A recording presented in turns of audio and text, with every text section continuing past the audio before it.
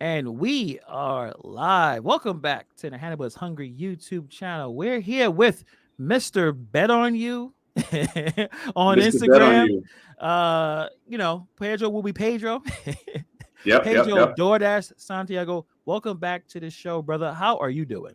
I'm good, man. Thanks for having me back, man. I appreciate it, man. How are Yeah, you? I'm doing great, man. It's funny. I was watching the rest of your video you just put out today, and I forgot. I gotta set my stuff up. But I was watching your video, and it's interesting that like you said, you make videos and you show the good and the bad. And today you was going through it.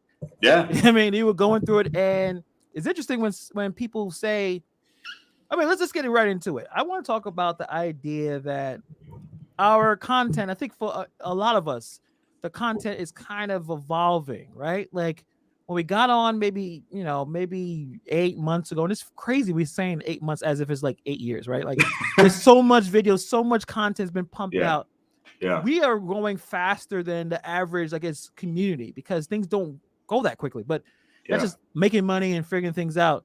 That, and it's not just you; it's many others like the DoorDash Dad and UDM that you're talking about things in a different way.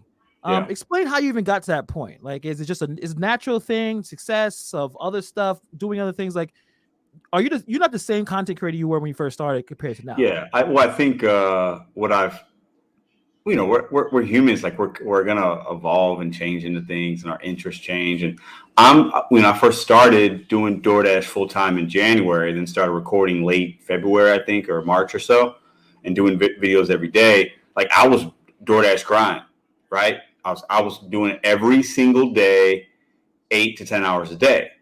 So my life was that, and then I was filming, and now I'm doing less DoorDash gig work per. I'm working like 15 to 20 hours less a week doing that, doing other hustles, focusing on other things, trying to make sure the content's maybe a little bit better than it was back then. I got more people watching, so I got more people to read comments. So like my days are changing, and my daughter was born, in the middle of that. So like my day is different. So I'm thinking about different things, and I think that's just a natural progression of that. And like today in the video, I said, hey, I'm not always going to be doing DoorDash. I'm not always going to Yeah. do the ride-alongs and tips and tricks. I got enough of those, so it's going to be evolving into different things. And some people will like it, some people will watch. New people might watch. Old people that like the tips and tricks might watch a new YouTuber that comes along and gives them good stuff like that. So I think it's natural to kind of, be thinking about the future a little bit, and be thinking about, like, if I'm showing you guys my day, I got to show you my day. I'm not just going to dash just to dash. Like if I'm dashing, I'm dashing. If I'm doing something else, I'm doing something else. So So you think eventually you may get to a point where you may not dash as often as you are now. So like right now you're doing like 5 days. You make it even uh less than that if other things yeah, are coming together. no, it will. I hope it's to the point where it will. I don't think it's going to happen any like this next couple weeks or next month or something. But yeah, like 6, 7 months from now, oh yeah, I should be dashing a lot less and doing other things. You know what I mean? Like that's the plan, at least. My plan wasn't to be doing gig work and or DoorDash specifically or Uber for a long time. I gave myself I had a very strict vision board for 2021, and I had things I wanted to do, and I've knocked off a few things, but I got to, the year's not over. But then 2022, I'm going to have different plans and different goals. So And that's the interesting thing, I think. And I think just watched a video from DoorDash Dad and a community post about changing his name. I think in a month. I yeah, can't. He said guess. I have no idea. He had I like a said Black Godfather. Godfather. I said Yeah, Black like, you just went Godfather. right as obvious as possible. I don't know, gig father. I don't know. yeah, I guess he'll figure it out. A gig mom said it was a gig dad. I'm like, yeah, that'd yeah, be hilarious. yeah. Um, are you looking to change your name? Or are you gonna keep it I the way thought it about is? that a few months back, and I don't know, man. I got the Instagram now. My girlfriend kind of runs that. It's just she posts things for me. I'll send her like a picture or something, and she'll just do it, or she'll have pictures of mine, and she's doing that. It's kind of fun for her, I think. I don't know. I don't like social media. We've talked about this, Yeah, but yeah. it's the Mr. Bet on You is kind of like something I thought about, and I like that one. I'll it be might be honest. something. It might be something that I because that's kind of what the channel is kind of known for a lot of people, is betting on yourself. So that might be something I'll think about. I don't know what that'll look like, because right now the channel's going good. I don't want to mess with anything, you know what I mean? Like with a name change, because it's going well and it's growing, and I like that, if I'm being honest. But at some point, yeah, I mean, I can't. I mean, I could have that DoorDash name in there forever, but DoorDash is shady, man. So Yeah, it's interesting because when I think I was one of your very first subscribers, and when you had your intro, you already had like the brand. You said I am looking to have a small business yeah, in my St. Louis area. So the idea now that you're going to evolve to being you have small businesses and say you're not doing anything necessarily that it should be a surprise to anyone. yeah, But like you said, the name DoorDash is in your name, so it may have seemed to people who may have not watched the older stuff is, oh, he's just going to do DoorDash and just tell us DoorDash, like I said, tips and tricks all the time, and yeah. that's not going to happen. Yeah. No, you're right. And then when I'd put a video out and I had like a couple hundred subscribers, I was like, oh, I just want 100 people to watch a day. I was like, oh, if I get that, I'm happy. You know what I mean? Yeah. But now it's like way beyond that. So like, I understand a lot of people didn't watch those old videos when I was rambling in a different way for the first 3 minutes of the video, telling you what I'm going to do. You know what I'm saying? But like, I did that on purpose. And I was like, I also say things that I want to see happen in my own life. So I'll say things a lot, even when I'm recording or working, because I want to like manifest that. I want to think about it. I want to always be thinking about that and holding myself accountable. And it's for thousands of people to see and thinking, hey, Pedro, you said you're going to do business. Are you still doing the business? Like I want that out there so that it helps me. But yeah, I mean, I'm not going to do DoorDash forever. Nobody should do DoorDash forever. Like, and why not? Why not? Why someone shouldn't decide that I want to be a DoorDash driver for? I mean, I don't know who would, but if that person. Well, I'll say this. I think gig work is good. Being an independent contractor, working for yourself, doing side hustles is good. I think you can do that for a long time if it's something you do on the side, because I think that's how it's intended to be made. But when I'm talking like doing full-time food delivery is not sustainable, I don't think, for 99% of the people. I think there are 1% that might be able to do it for a 20-year span, and they're really great with money, and they're saving, and they've got insurance maybe through their wife or their husband, or you know what I'm saying? But like, there isn't a longevity to this. It's, in my opinion, it's made to be a really great stepping stone, short term, to make some quick cash to build towards something else. So like, if you're going to do gig work for 20 years, I think that's a tough life, if I'm being honest. For 99% of the people, I think it's not. It wouldn't be a good choice.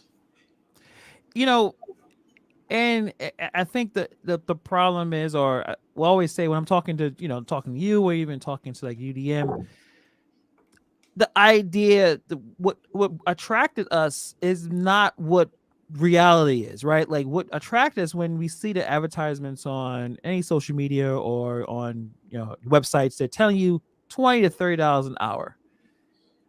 That's not realistic, right? It could be. I mean, some people were able to kind of pull that, but it's not a job. Yeah. It's not a W-2, but they advertise it sort of the regular person to say this is a job, even though it's not, because like I said, you're not getting any benefits. You're just getting paid, flat out. Tips are what exactly is going to be put you to that $20 to $30 hour. You're not, there'll be never a base pay that's going to give you that kind of money. Right. It's not very realistic. I don't know if it's a bait and switch. I wouldn't call it that. I mean, I think it's people coming from a W-2 or traditional work, and then pandemic hit or whatever, you lose your job or you quit or whatever, and you're used to getting paid by hour or a salary, right? But a lot of people equate their monetary, it's an hourly wage, especially people that might do this kind of work, right? So that 20 to 25 is just like, oh, it looks good, right? It sounds good, it looks good. Oh, I was making a little bit less at my other job, but they're not factoring in. You're using your car, you got gas, there's no paid time off you're accruing, there's no 401k, there's no health insurance, you're not paying into any Social Security, like there's a lot of that kind of stuff that, that's why it shouldn't be long term, in my opinion. I think it's I'll say this. I give DoorDash crap, a lot of us do. Grubhub, Uber Eats, they got their goods and bads, but like, it's a great gig for a short amount of time. Whether that short amount of time could be a month for you, it could be 6 months for somebody else, could be 2 years for somebody. I got a friend that's going through some rough times right now, and he's outdoor dashing for the first time right now. I gave him like a 15-minute lecture, and he needs to make some quick money, and he's going to do it. And I think that's exactly what it's there for. Yeah, I would say it's definitely, if I was in my 20s, right? No, not, but if I was in my 20s with no responsibilities or limited responsibilities, I'll be grinding all those apps, man. I'll be working 10 and just stack that money. So that's perfect for that, where you may not know what you want to do, or you're in school. Like, I think that's where I think most of it that's ideal for people who are interested in doing this full time. I think you got all that energy. You may not have a lot of patience, but you got tons of energy, and the apps can keep you working. Market has to be what you need. Actually, Rideshare Rodeo, I'm actually going to be on his podcast, I think, and what's it next? I'm sorry, Rideshare. I think I have it. I think 18th. I'll be on Rideshare Rodeo. That's a fantastic way of saying it, Rideshare Radio. As you treat your gigs like a business, it can be the means to end for many. By means, being an independent contractor builds confidence to start your own business. Absolutely. You're right. Where I kind of said that too, where I think it's like the least, not like you say least, but it's like that starter. It's like that gateway drug of running a business. Everything is, a lot of it's structured because you're not setting prices, you're not worried about inventory, you're not worried, but it's just a little bit of saying, hey, you're not giving you no benefits except what you make. What are you going to do with this? And you're able to make money. You get turn on the app off and on. You can work as much as you want, as least as you want. How can you deal with that? The discipline you have to have a plan. You have to have a schedule. You have to know what you're doing. Yeah. And I feel like, I mean, you tell me, you have tons of comments on your videos. You're talking to people every Sunday on your show.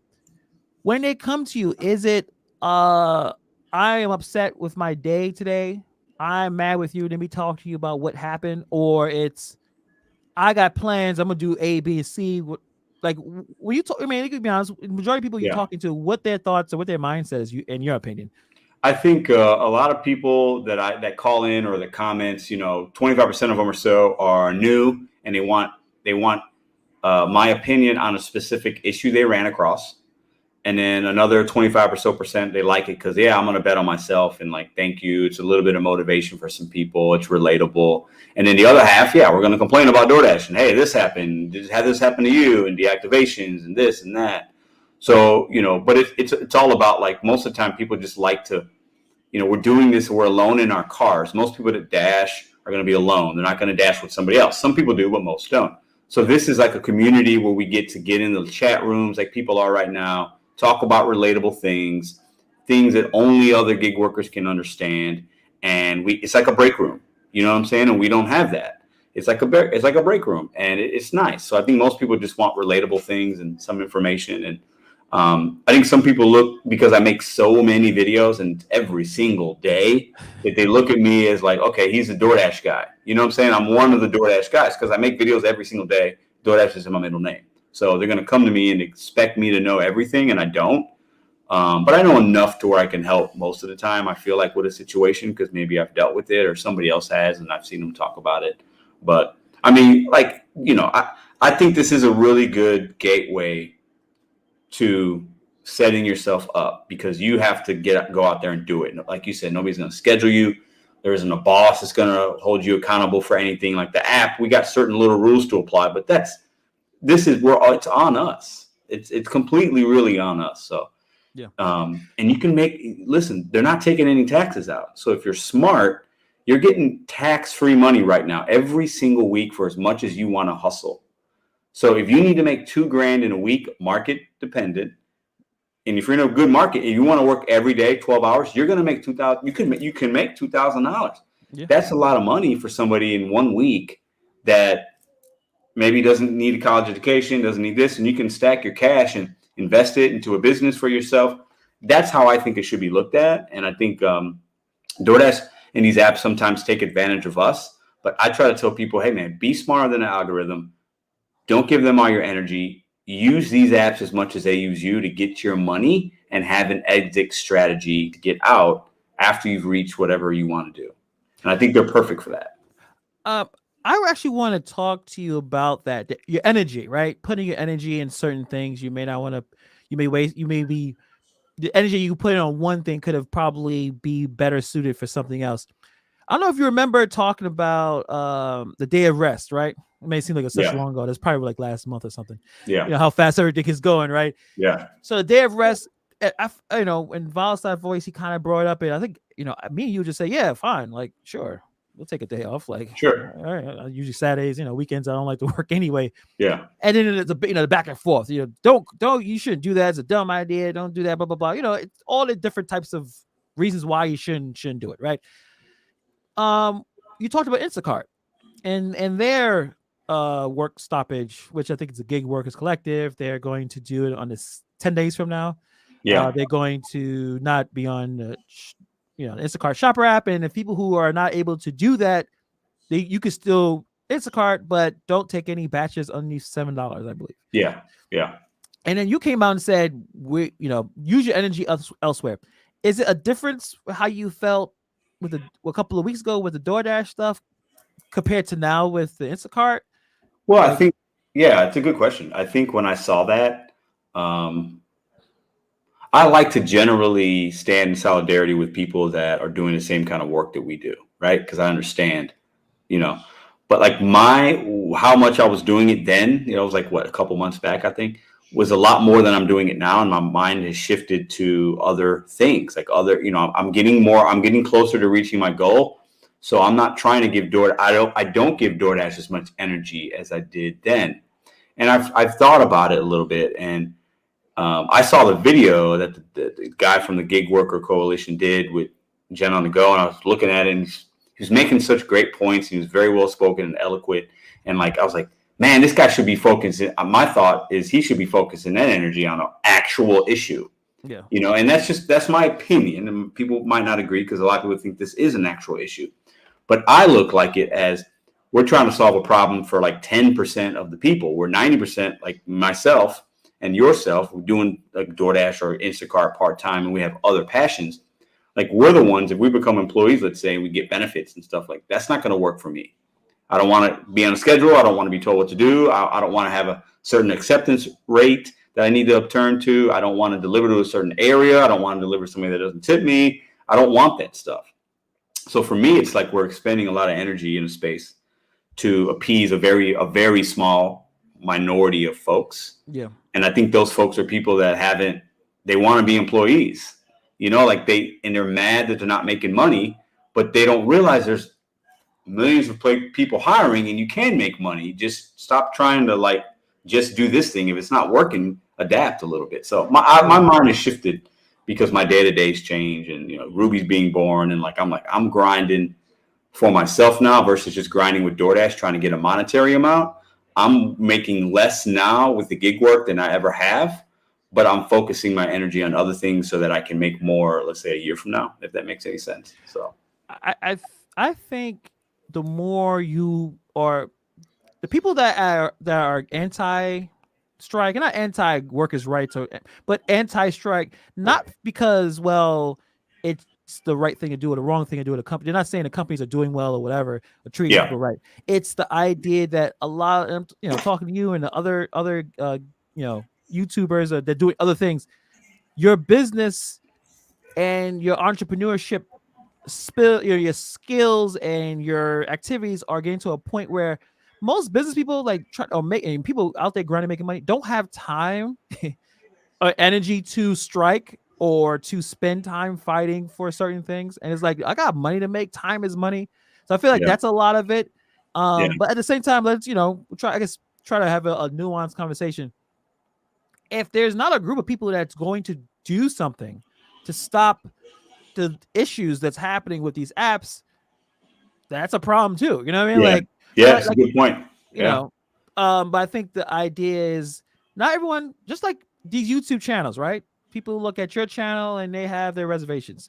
Look at my channel, but there's so many channels, right? You can watch so many. It doesn't matter. You can not watch one channel and move on. So I feel like if there's a group that's out there trying to do it, I don't see how, I think another not excuse, but another reason it's I've heard they shouldn't strike. It just makes it worse. I'm like, all right, how's it gonna make it worse? Yeah, I guess we're looking at the company as a person, and they they get mad if you strike. They're gonna yeah, do like yeah, no, they're looking out for money first and foremost. So yeah. you know, I would say, hey, if that's their direction, no problem. I mean, I don't do Instacart. You know what I mean? I Yeah, don't do and neither Instacart. do I. Neither do I. And I think maybe that's why I shouldn't be so, I shouldn't have an opinion on it. But at the end of the day, it's like when I read the articles and watched it, because I watch stuff before I'm going to usually comment on something or have an opinion. Um, I try not to come out of emotion. It's like, all right, let's really look into, and I looked into it. They're using words like extremely dangerous, and like I feel like when people strike and when people protest, they've done it for things that were like that really needed it. Like I am for that.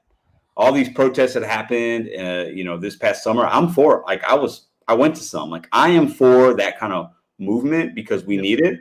But like that is coming from a place of hundreds of years of oppression or issues that I feel like are real. And like when people started striking, it was like in meat plants for bad work conditions, or maybe you're working on a tugboat and or maybe you're working at a place where they're wanting you to work 70 hours, but they're only going to pay you 40. Like those are actual issues for me. Yeah. Not like seeing an offer come through on your phone for $7 and you don't have to take it is not an issue. Well, So, I guess a significant issue. it's I not think we- significant I guess for me.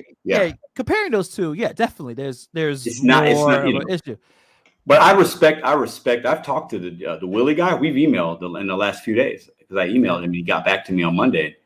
We emailed and we kind of shared some ideas, and he shared with me where he's coming from, some of the things he's done. I have a great amount of respect for what they're doing. Yeah. My viewpoint is, I think it's only going to help if it does. If everything goes the way they want, it's going to help a very small amount of people, and it will actually hurt other people that are using this in the way that I think it should be intended to use. I think it'll hurt more than it'll help. That's my only thing. And when we look at things like that, I struggle with the greater good because it's going to hurt more than it could possibly hurt more people than it could help. That's just me. But I think have you noticed what's going on with Facebook right now? And actually I made a video about this. I think I'm gonna have it done by tomorrow. Talking about Facebook. I'm not gonna try to go into politics here. But it's a reason why all the network TV shows are showing this situation. How everything like they don't show things unless it's on purpose. So yeah, this whistleblower is a person that I mean, if you look up her name and look up who she donates to, you'll know what political side that she's in. They're looking to try to bully Facebook into doing something that they should be doing. Now, I'm not defending Facebook. I don't use Facebook a lot. I think it's pretty. There's a lot of things they do I don't appreciate, especially if you have a platform, you're doing studies, and you realize that children are literally having a mental health issues, and Facebook's like, fuck that shit. We're gonna keep going. Yeah, it's disgusting, but yeah, government regulation is something that's going to may happen to Facebook, and it may happen to the rest of these apps. Raisha Rodeo brought this new law. I gotta look at it more, but basically, this situation in Massachusetts is basically all of the gig companies are interested in pushing this. It's kind of similar to Prop 22 in California. I gotta do more research before we could talk about it. I probably talked about it on his show in a couple of days, but these gig apps, they're gonna want to try to get ahead of this because they don't want government to regulate, because they already, Prop 22, they kind of wanted that to happen over there, but they didn't DoorDash just sue New York again for something? It's multiple. I think it's at least more than one lawsuit. Multiple, yeah, it's multiple lawsuit because yeah. And I think New York is very liberal. I don't know if they're gonna DoorDash and those companies. I don't think they're necessarily gonna win, but they're gonna try to get ahead of this and create laws and create situations that kind of, again, this weird spot between independent contractor and employee, and they're trying to find a way to put us in the middle of it. It's so weird. Those two. So it's weird. Personally, I don't think these gig apps are going to get any better. Like, I think maybe last year or year, it was the best it's going to be. Yeah, I think that was the pinnacle. Yeah. And I think it's going to be a kind of job where, if you have a young kid, like you have a young adult That will to be your first gig is all right. Sign up for this app. Here's a card, you can borrow it, or here's a hoopty. Go Yeah. pick up some. Get like I think it's going to get to that point, Yeah. and it's when you need a little bit of cash for savings or a little vacation. It's going to get to that point, and doing it full time, unless you're in some kind, you're in New York or Jersey or like St. Louis, sure. But I think that's where it's going to go. It's either going to be heavily regulated or more of the saturation situation. I just don't see things getting any better. Yeah, I think as far as the monetary amount of what most people can make, I think we've reached that cap. I don't think it'll get better as far as that. But I think bigger picture, I feel like, there's so many places short staffed and the workforce is just like crazy, whether it's people doing other works or the great resignation of 21, like it's a thing. People are making money doing other things. And the white picket fence dream of the 40s and 50s and 60s in America is not that anymore. People value way different things. And that's why that's part of the reason there's a workforce shortage, because people don't want to do those kind of jobs and they're not doing traditional 9 to 5. So I think you're right about the gig work will definitely continue to evolve. And maybe these coalitions, maybe they're onto something, because maybe at some point, years from now, I think it's still ways away, we will need some kind of regulation from the companies so they're not taking advantage. But like at this point, maybe I'm being selfish because I don't want to be scheduled, Maybe I need to look at the bigger picture for the people doing this work 20 years from now. But like, it's hard to look at that because it's not like it's gig work and we can still control things. So while they're controlling us in some ways, are they really? I could sit here and turn my phone on and decline everything, wake up tomorrow and still make money. Yeah. So it's such an odd new way of work. And I think we're all trying to navigate it and figure out like, all right, what's really good, what isn't good. It's still so fresh and new. Like, Grubhub and DoorDash and all these apps have been around, 7-8 years? That's not a long time. Yeah. And people are making money doing other things. They're just the way we look at the world is way different than the 40s and 50s. And people I know we're not getting into politics, but like people want it to be like it was then. It'll never go back to that. It's never going to be like that. And it shouldn't be like that, in my opinion.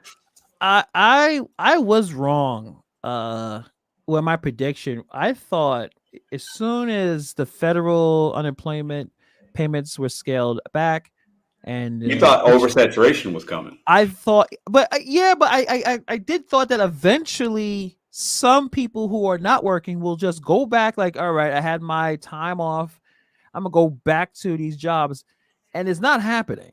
I know maybe a lot of people are still maybe getting the state unemployment, but I don't think people are going back to these jobs. They don't want these jobs because people hated the jobs before this happened. And they're not coming back. So it's like, a lot of jobs that we thought, like, okay, the fast food stuff, like, eventually the young people or the people who need it, they'll come back. No problem. It don't seem like they're coming back. Yeah. There's restaurants still suffering from works, shortages. The mandates that happen in New York City. A lot of people aren't going to the restaurants because they're not interested in getting the vax. So they're not going to restaurants because a lot of restaurants you walk in, they're asking for stuff. So that's damaging the restaurants because they don't get as much patrons. Yeah. And then on top of that, more mandates. Some people may not go back to those kind of jobs. So it's a very, I would say, chaotic space. And the industry is still trying to figure stuff going on. And people, I think a lot of our priorities and what we thought was important in life has drastically changed. So if I can make less money, but be with my kid, is a better idea than just hustling, go. Because I thought, I did think, as much as I think it's going to be saturation with the gig apps, I think it's the thing that we all kind of want to do. Yeah. But in terms of the normies, as I call them, the normies that go and get the W-2, no, they're not coming back for those W-2s. They want good jobs. And like, well, I think some people will always. We need that, but we also have to understand that these restaurants and a lot of places, they've adapted already. A big percentage now has shifted. If a place was doing 5% of their business in to-go 5 years ago, that's 30% right now. So now what it tells these business and franchise owners, hey, we don't really need the lobby open.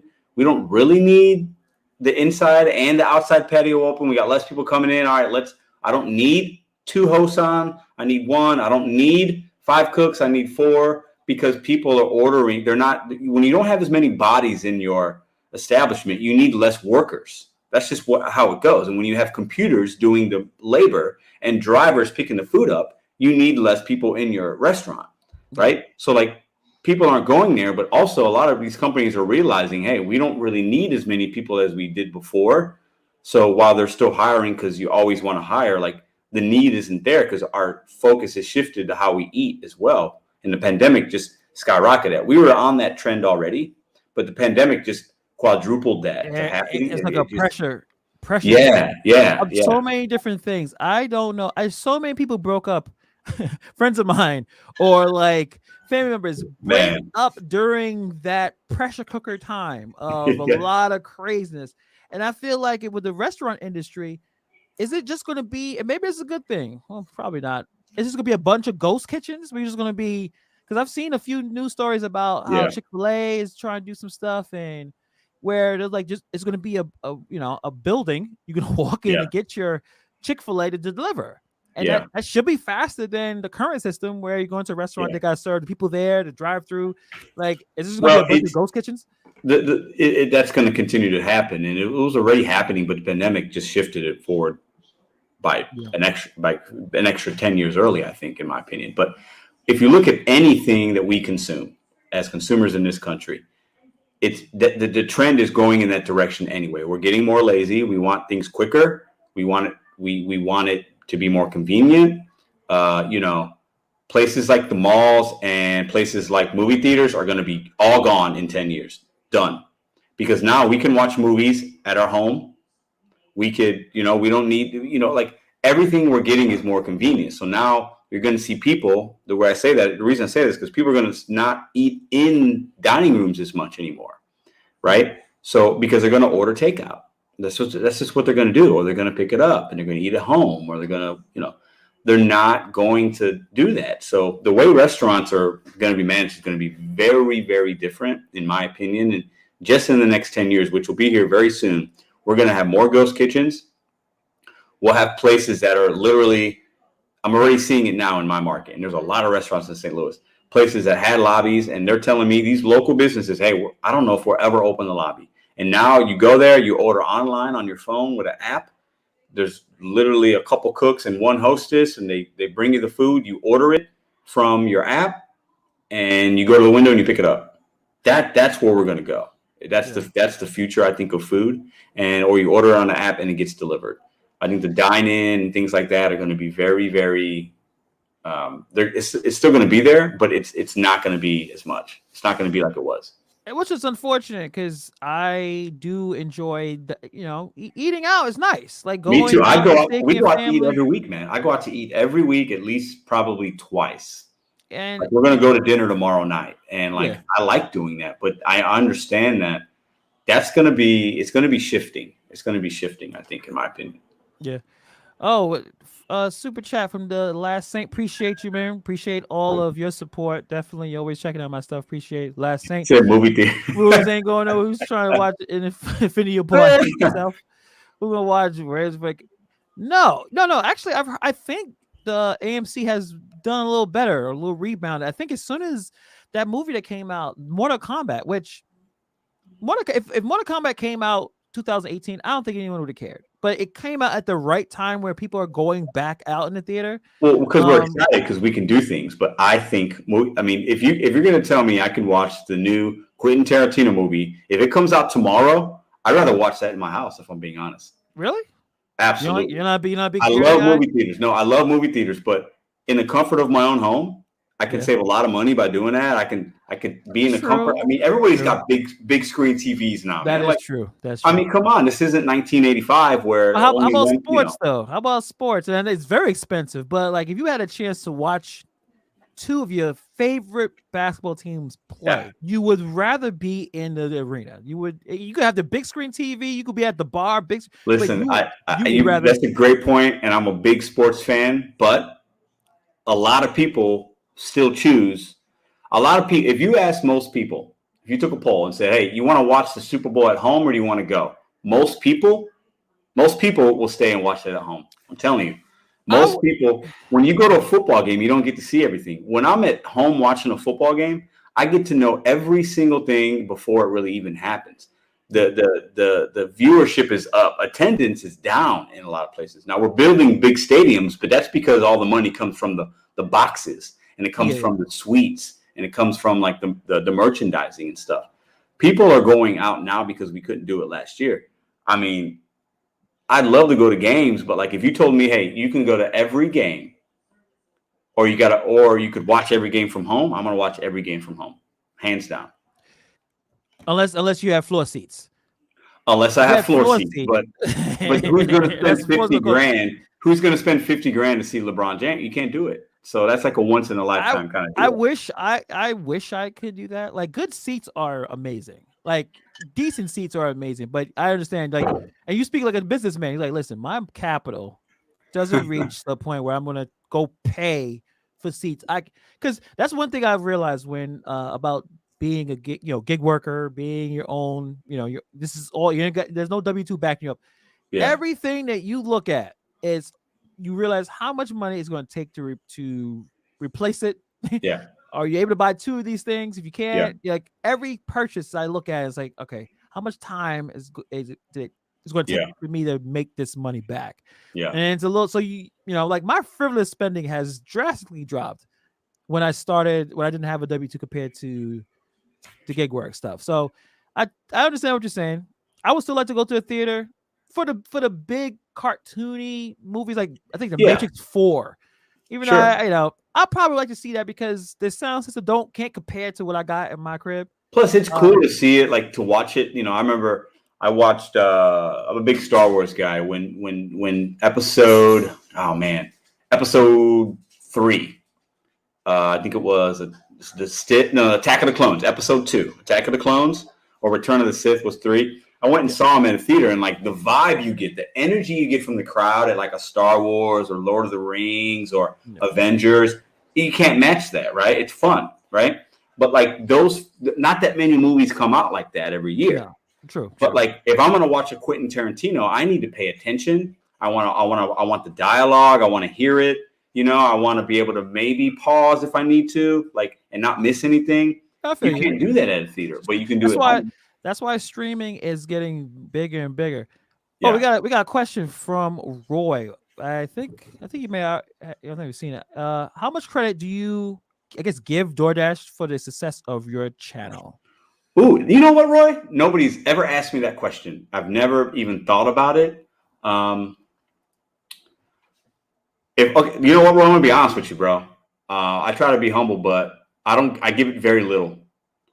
Because there are a lot of channels that have DoorDash, and I don't see them as big. I think people watch channels for the message and the person. I like to think people watch me because either they hate me or they love me. And if I was talking DoorDash or if I was talking sports, I think my channel would be the same size. So if that helps answer the question, um, I don't think that I don't think the gig work is that important to it. I know I'm helping people do that, but I think they come for other things, and that's why I try to talk about other stuff, and I try to ramble and rant and give an opinion because I think they're coming for that versus tips and tricks.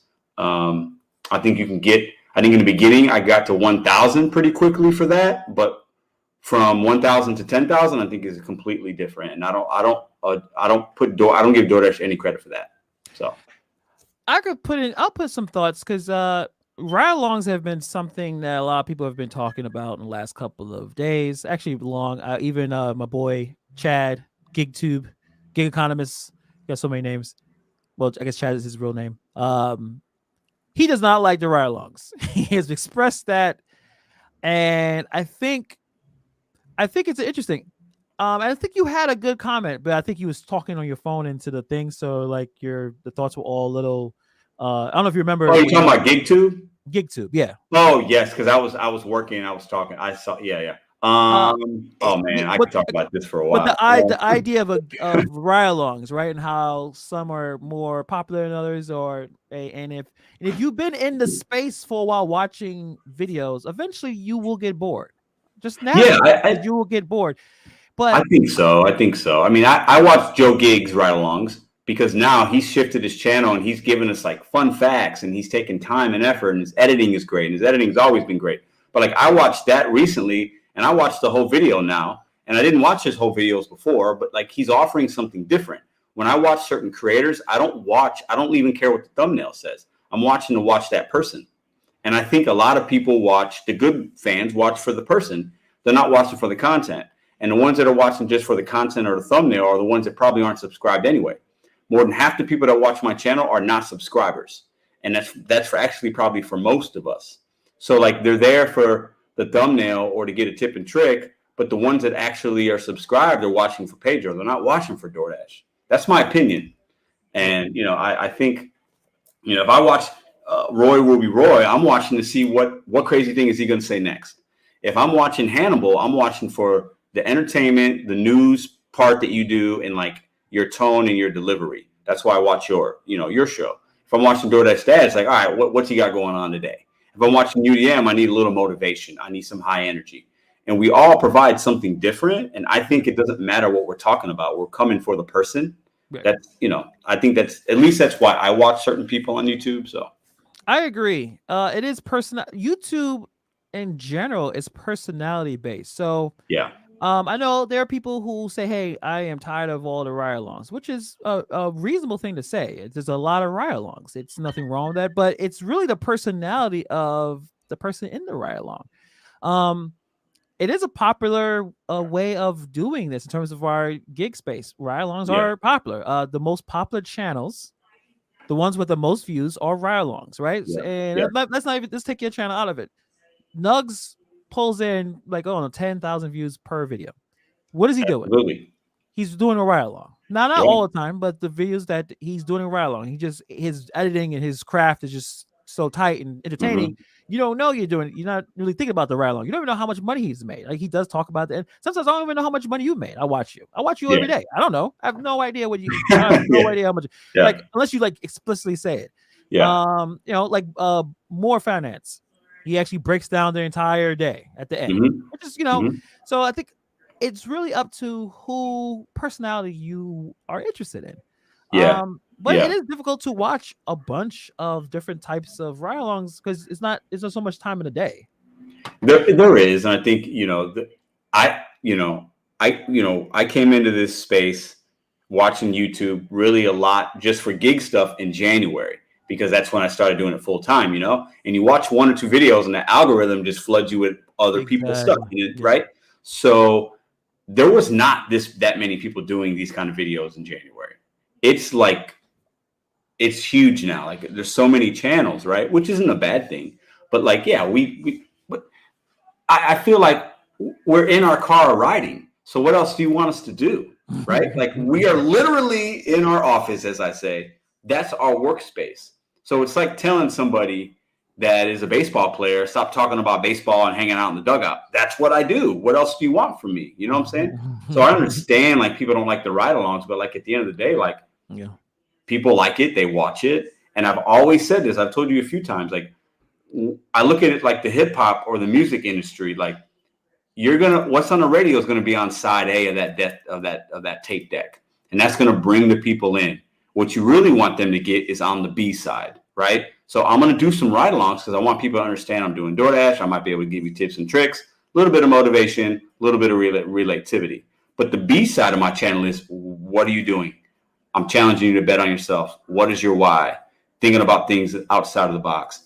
That's what really my channel, I want people to get from it.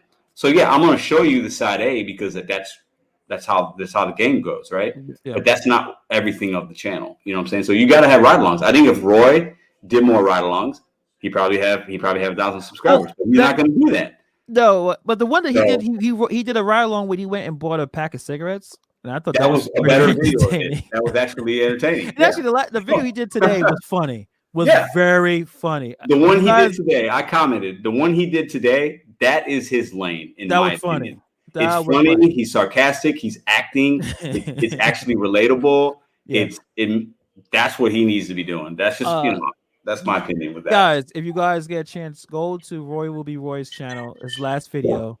people a gig workers tutorial. We're not gonna spoil it for you, but it was funny. I was laughing out loud when I was No, watching I it. was laughing out loud. You know what I'm saying? I think, I think it's cool though, because at the end of the day, I like how we can agree to disagree. We can support each other.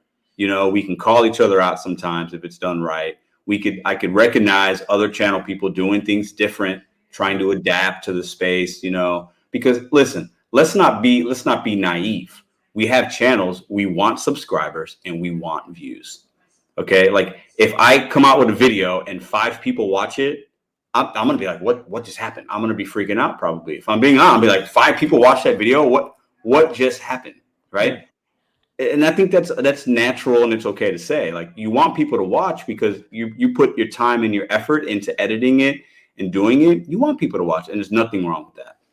Yeah, this is not nothing out of the ordinary with YouTube. If you look at any topic, there's a lot of people talk about. So if you're into the Disney network, you watch what's those Marvel shows? Any of the Marvel shows, anyone that comes out. If Yeah. the Mandalorian comes out with a new season, right? First episode, they're gonna have a reaction to it. Go type in Mandalorian. You're gonna have 10,000 channels doing the exact same thing, reacting to the latest episode. But what makes one very popular and one isn't, it's how well how well it's made, and how different it is. So I have no problem people doing ride-alongs. When you go on, it is saturated, just like DoorDash, just like these other apps. Yeah, What are absolutely. you going to do to separate yourself from it? So Joe Gig, like you were saying before, everyone, check out Joe Gig's channel, because like he's dropping some like I said, some trivia, some like little Yeah, tidbits. Like it's like he's giving us a history lesson based on yeah, months. He just started doing it. I think it's really good, and his yeah, editing is subpar. Like it's very very superb, yeah. and I, Yeah, you know, talking about the origin of the word, autumn, yes, and the yeah, Statue of Liberty. I live in New York City. I barely know anything about the statue. He was dropping some science. I was like, yeah, all which is right, cool. yeah. Which is cool. Yeah, you know. You're going to have to. I think it's not. I mean, it's easy to say when you're creating something, just be you. That's just very like, all right, what does that mean? But Yeah, it's like, it is being. You could you could do the same thing that everyone else is doing, but just do it in your way. yeah, What makes sense for you? It can work. yeah. But if you are just saying, "Well, I'm driving right now. Here's my order. All right, I just delivered that. Let me check my." Yeah, There are it's some not, out there. Like there are some out there that are hard to watch. I and try to they're watch new, and I'm the. sure they knew. And Yeah, the cool thing about YouTube, just like business, it's you look at the end of your day, just like you look at your analytics. Just edit this. If you did a full shift, like today, you had a shift today, and you're like, man, that was not a good shift. Maybe you no, could have done some things differently. Maybe you had no control over it, but it's like, damn, that didn't work. Same thing if you drop a video and the video doesn't pan out well. You're like, all right, what can I learn from this? yeah. Was it something out of my control? Was it something in my control? So those things kind of relate. It's really about you do something, see the results you come out of it. So Yeah, I will say the last thing I'd like to say on it, if you don't mind, is sure. when you look at social media and algorithms, whether it's YouTube, TikTok, Instagram, Snapchat, like I've done a little bit of research. I'm not an expert. I've done a little bit. Consistency is the number one thing these algorithms and the people that have successful channels will tell you to do. You got to be consistent with your videos, the time you put them out, the consistency of the amount. If you're going to do TikTok, they say you got to do 3 to 4 TikToks a day about the same time. And some people really popular on TikTok will do the exact same video with the same music backdrop 3 to 4 times a day, and they'll have 1 million subs in a couple months. It's not often, but and they do the same thing. And some people on the outside be like, it's the same thing. It's the same thing. We have to understand there's billions of people in this world that come to YouTube every day. So if I made a video last week and it's the same pretty much right along that I did today, there's a whole new crop of people that might come see that first or second video, right? So being consistent actually pays off. And while it might be annoying to some, it's a very smart move. Other people would say it's very smart because that's how it works. You got to be consistent. So you're gonna tend to repeat yourself, but like you said, you're encountering new people all the time. Like absolutely. in broadcasting, when you listen to a radio, they will repeat the name of the show. It's not because of you. Yes, you've been listening, but it's the person New that's people come in. driving home Yeah. check it out. What the hell am I watching? They got to repeat that. So that does make sense. Exactly. How long are you going to continue to post every day? Oh man, you know what? I thought about that this week. I don't know. I don't know. I'd hate to say something here and not be, not stick to it, but it won't be forever. I can't, I cannot, could it be to the end of the year? Yeah, it's realistic. I could do another few months, couple months, but am I going to do this in that new year? So next year? Am I going to do a video every day? No way. Yeah. There's no way in 2022 I'm going to do a 20-minute video as my average every day. I don't know if I can do that. But that's not all dependent upon me. If the channel grows so big, Nugs' channel's growing. He does 3 videos a week or something like that. Yeah. So if it ain't broke, don't fix it, right? Yeah. It wouldn't make sense. And another every day, it's Blake. Doing Blake and Kim. Very well. Blake and Kim. Kim Side Money Plans does one, I think, every day. I think maybe she misses one day, but yeah, but like that, there's actually a rhyme and reason to that. And it's not easy to do a video every day, guys. It's not easy. I'm telling you that right now. Yes, I agree. It's not easy. So, I don't feel bad that I'm doing it every day because I'm putting forth the effort. And another thing, just to be completely transparent, I make money on YouTube. I've never hid from that. So if I make a video, I make money. So, and I'm trying to reach my goals. And the more money I make on YouTube, the quicker I can reach my goals. So there's a and I enjoy making videos, bro. I enjoy doing it. Yeah, I was gonna ask you a question because days like today, right? Like you didn't have like the best of days.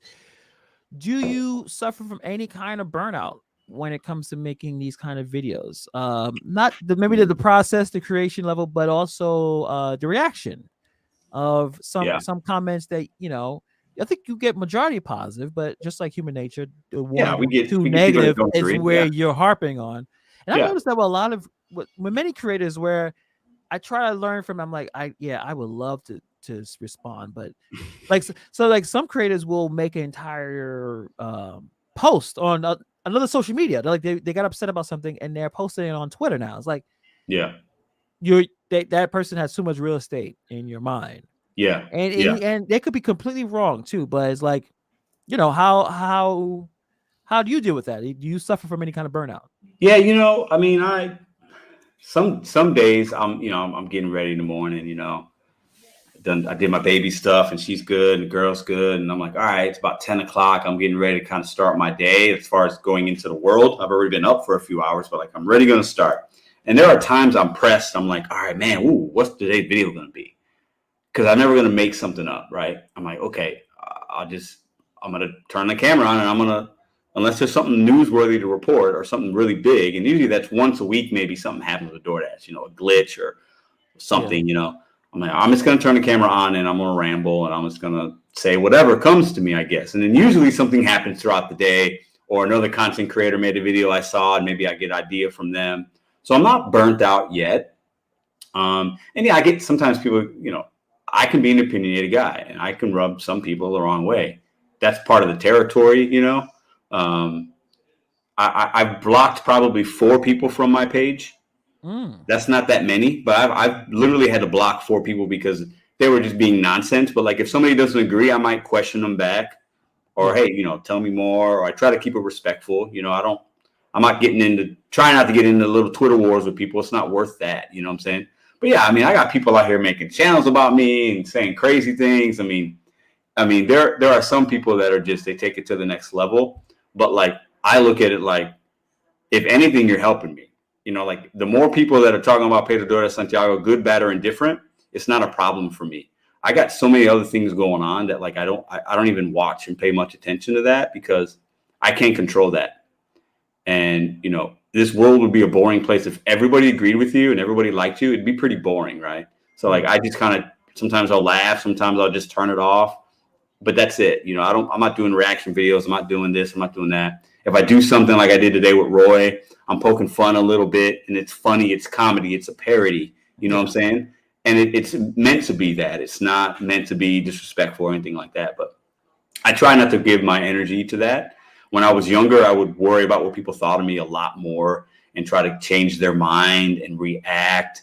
And oh no, you gotta listen to me. You gotta hold on. You got it wrong. I'm not doing. I'm gonna be 40 years old next month. I ain't got time for that. So Yeah, and I just want to talk to everyone that's currently listening. It just there's been some talk of being too positive, or it's a show.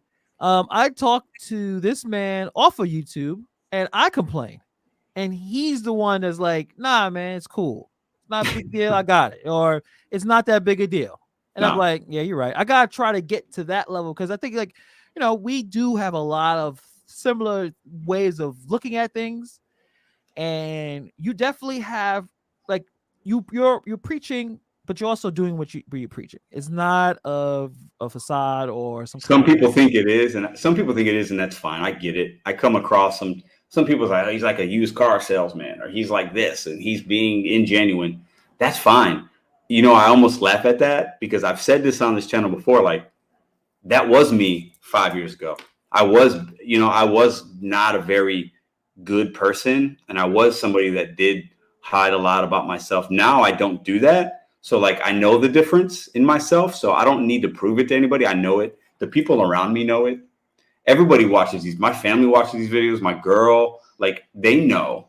So for me to lie, like, my whole family watches this stuff. So, like, I don't have anything to prove to anybody but myself and a few select friends, maybe, and think maybe I care about their opinion. But at the end of the day, like, I'm doing me.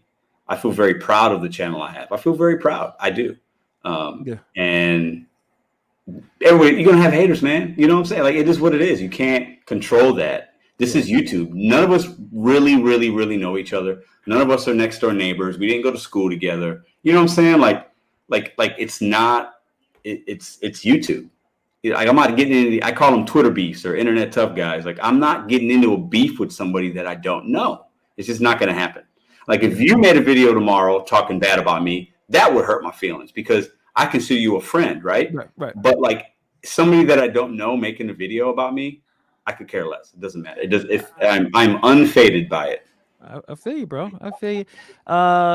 Get Cleveland, come down to Pedro's used cars. You just need an inflatable gorilla. You probably could sell some cars, man. I think I could probably be. I wouldn't want to do that, but, like, the commission must be nice though. Like, yeah, I'm good. Wait, somebody got the wait. I'm clicking all the wrong things.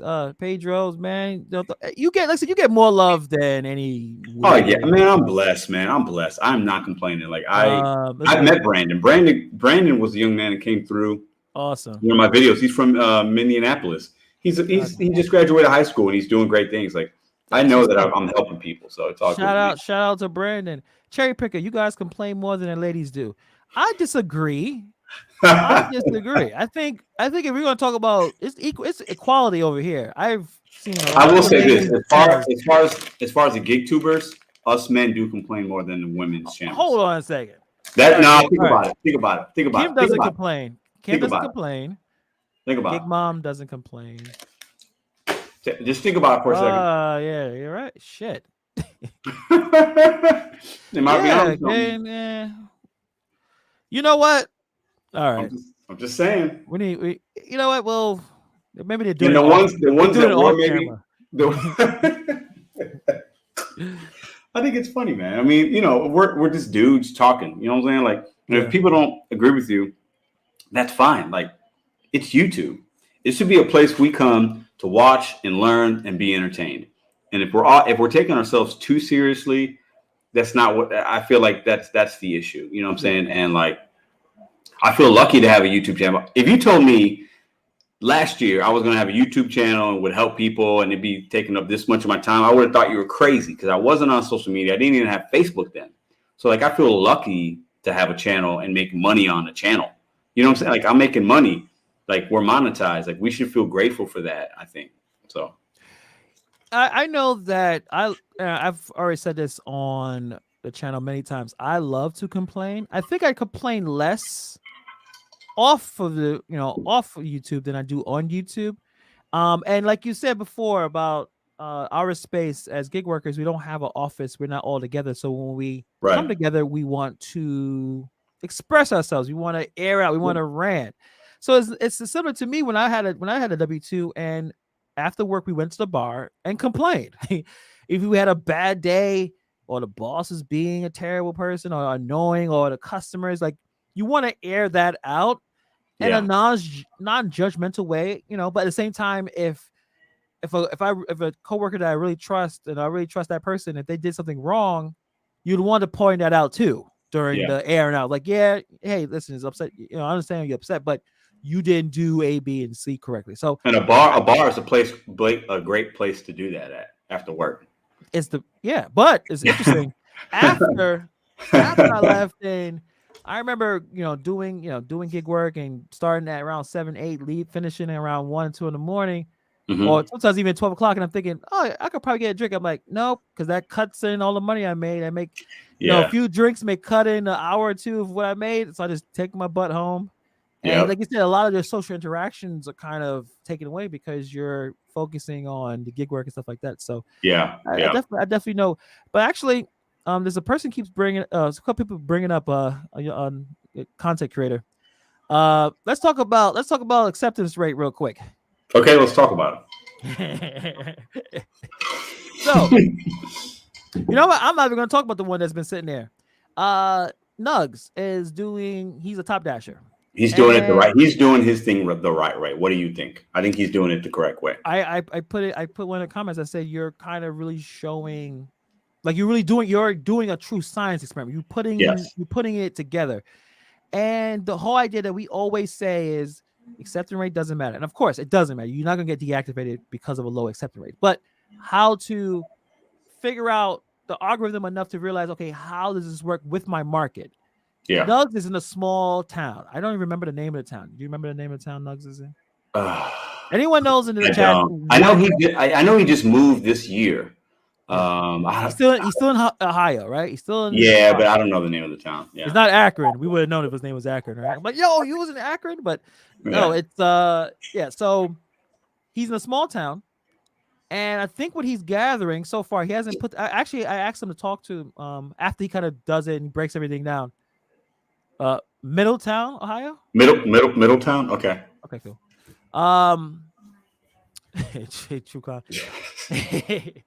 the idea or the hypothesis is smaller towns, you may want to get your acceptance rate higher because there's not as much competition, or there's too much competition where Well, maybe with a small town too. You obviously are going to have less orders coming through overall. So in Middletown, Ohio, he might have, let's say there's 3,000 orders in total for the day, right? That are going to be generated. In St. Louis, we're talking 30,000 orders. exactly, So, the pool I have to choose from is bigger. So I can be more selective. yeah. My only issue with people is doing something for a day or two or 1 week and then saying in a thumbnail a very strong statement, and it leads people in a wrong direction. It's not accurate. That's the issue I think a lot of us have, because it's too small of a sample size. We can't say we are dependent upon if a customer is going to order or not. That's, the algorithm is going to give it to the best person available. It's not, No. And delivering to Ellen, Kim is also doing the top dasher. But yeah, she mentioned, like, she's doing top dasher, but she's trying to do it in a way where she's not going to take any, like, total garbage order. Right. So she's even a little harder because Nugs had to take a ridiculous amount of back-to-back orders just to get to top dasher because his acceptance rate was low. But he's there, but then the last video I saw, his acceptance rate's back down in the 40s. Oh, so he just used. So he has top dasher based on what he did last month, but this month he's been selective again, but he still has the top dasher option. So I like what he's doing over there. I think it's interesting. Yeah. If I'll trust his videos and his footwork, and if he says he made significantly more in his town by being a top dasher, I'll make a video and say, hey, maybe there is something to be said. And I've said that before. Yeah. Right now I don't think there is. I think, you got to really do a few months to really understand if it's a benefit or not. But, I've had many people tell us, yeah, I do top dasher. It's great. Most people can make money. If you can make money and not be a top dasher, why be a top dasher? Yeah. Yeah. So and I think and maybe he will try to dig in, but it does, at least logically, it kind of makes sense. Smaller town, you may Yeah. have to deal with a little bit more of those kind of orders. And if your acceptance rate is a little higher, or if you're a top dasher in that small area where everyone can kind of go and get to the same restaurants and around the same time, the algorithm may go with, well, he's a top dasher, she's a top dasher, I will throw that order out. But like you said, where you're in a major city, cherry pick all the hell you want. There's Yeah. enough orders around. I mean, you don't want to, I don't know, being a top dasher in New York City, which I think is a lot of people. I think it's a lot, especially people, the immigrants that come here. They think red bad. They think, oh, I gotta Yes. take it. And I'm sure they're just taking all types of crap, because I saw one interview where a guy was like, I can only make $8 an hour. I'm like, how's that possible? How is It's it possible possible? that you're in a condensed area because everyone's on bikes, or the little e-bikes, and you're a top dasher, or Yeah. you're whatever Grubhub is, where you take a bunch of orders, and they don't understand, like, no, just be a little patient, stop taking everything. Yeah. But in Yeah. their mind, they're looking at it as, no, I'm supposed to do this. Yeah. So I definitely think it's a possibility. I definitely want to talk to him about it, because I think you're right. he may be on something. I think you're right. I think you just have to know your market. I think there are probably 5 things or so we should all be doing. Like no-brainer kind of deals, right? But at the end of the day, there's 1,000 towns in this country, thousands and thousands of towns. So we all have to understand our town, learn your market, be willing to make mistakes, take some chances, learn from them, and make your money. But at the end of the day, like, I still believe nobody should ever take a $2 or $3 order. Under no circumstance, I think you should do it. That's just my opinion. I think you're still, even if you're trying to do some kind of challenge, wait 5 minutes. You're probably going to get a $6 order. You know what I'm saying? Like, just be a little patient. I think patience in this game is really undervalued. And a lot of people they get worried because they're not making money. Just be patient, I've heard this tactic before, Zach, with a comment. Couldn't you just go out the last 3 days a month and take everything on top?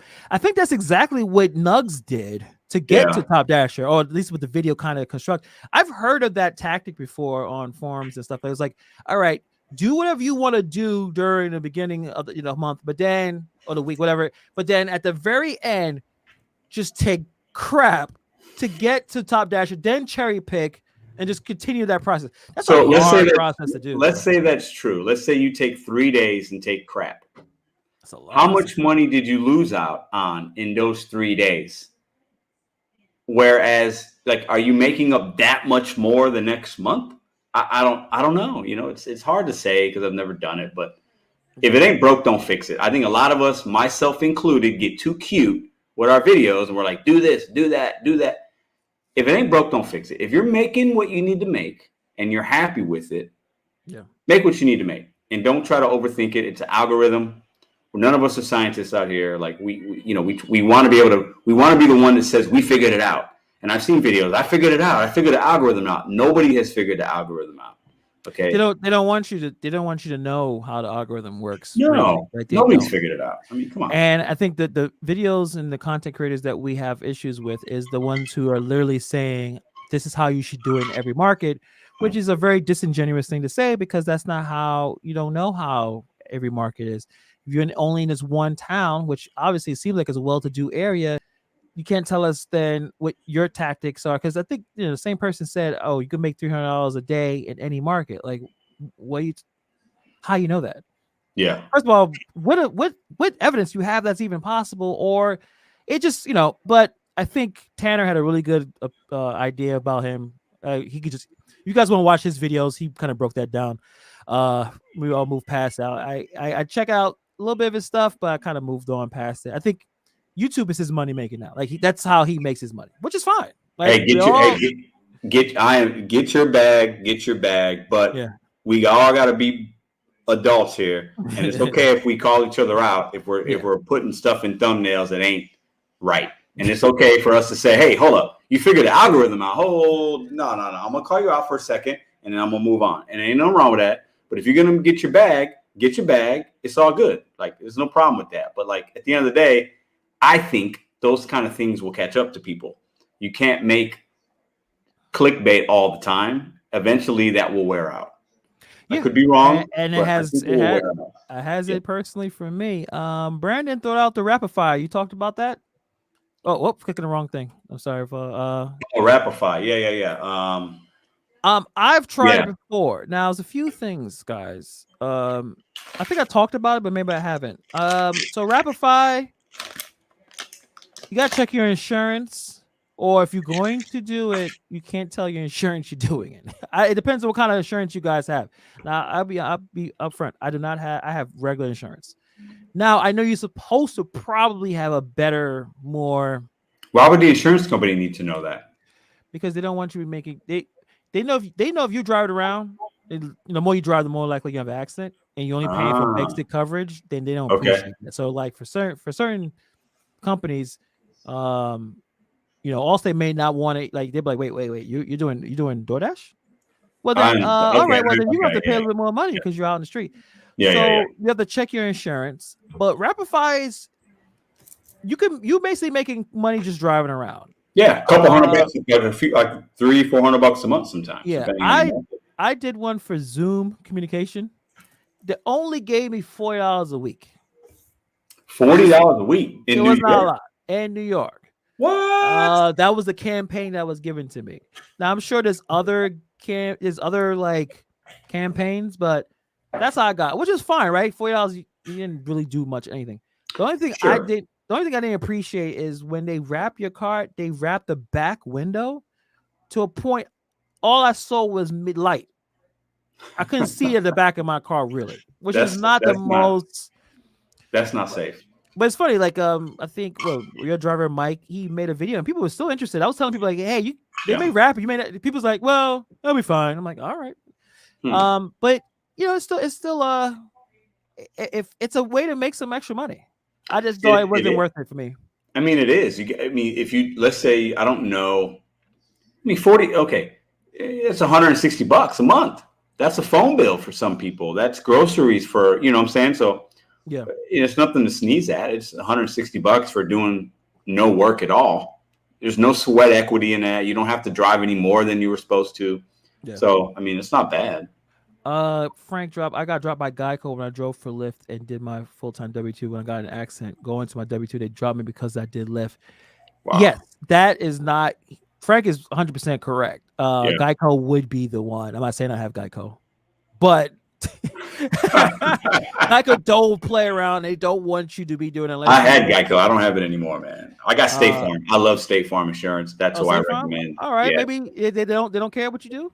It's not that they don't care. It's all about your agent and if you're honest with them and they put you in the right. I like State Farm. That's all I'll say. So. Okay. But Progressive is very. But so what does that mean? They're aware. Like, is it cool or they don't like it? I'm interested to know because like maybe I need to switch. Listen. Shout out to Bud Soda. Bud Soda is everywhere. Oh, yeah, he supports everyone's channel. Soda, I mean, I don't know if the man sleeps. Okay, I think if there was a video that popped out at 4 a.m., he'd be in. He got a comment about it. Yeah, appreciate that, man. Or calling it. Yeah. Does he have a channel? I know I've heard he's calling a show and everything. Does he have a channel? I don't think he does. No, I don't. Not that I'm aware of, at least.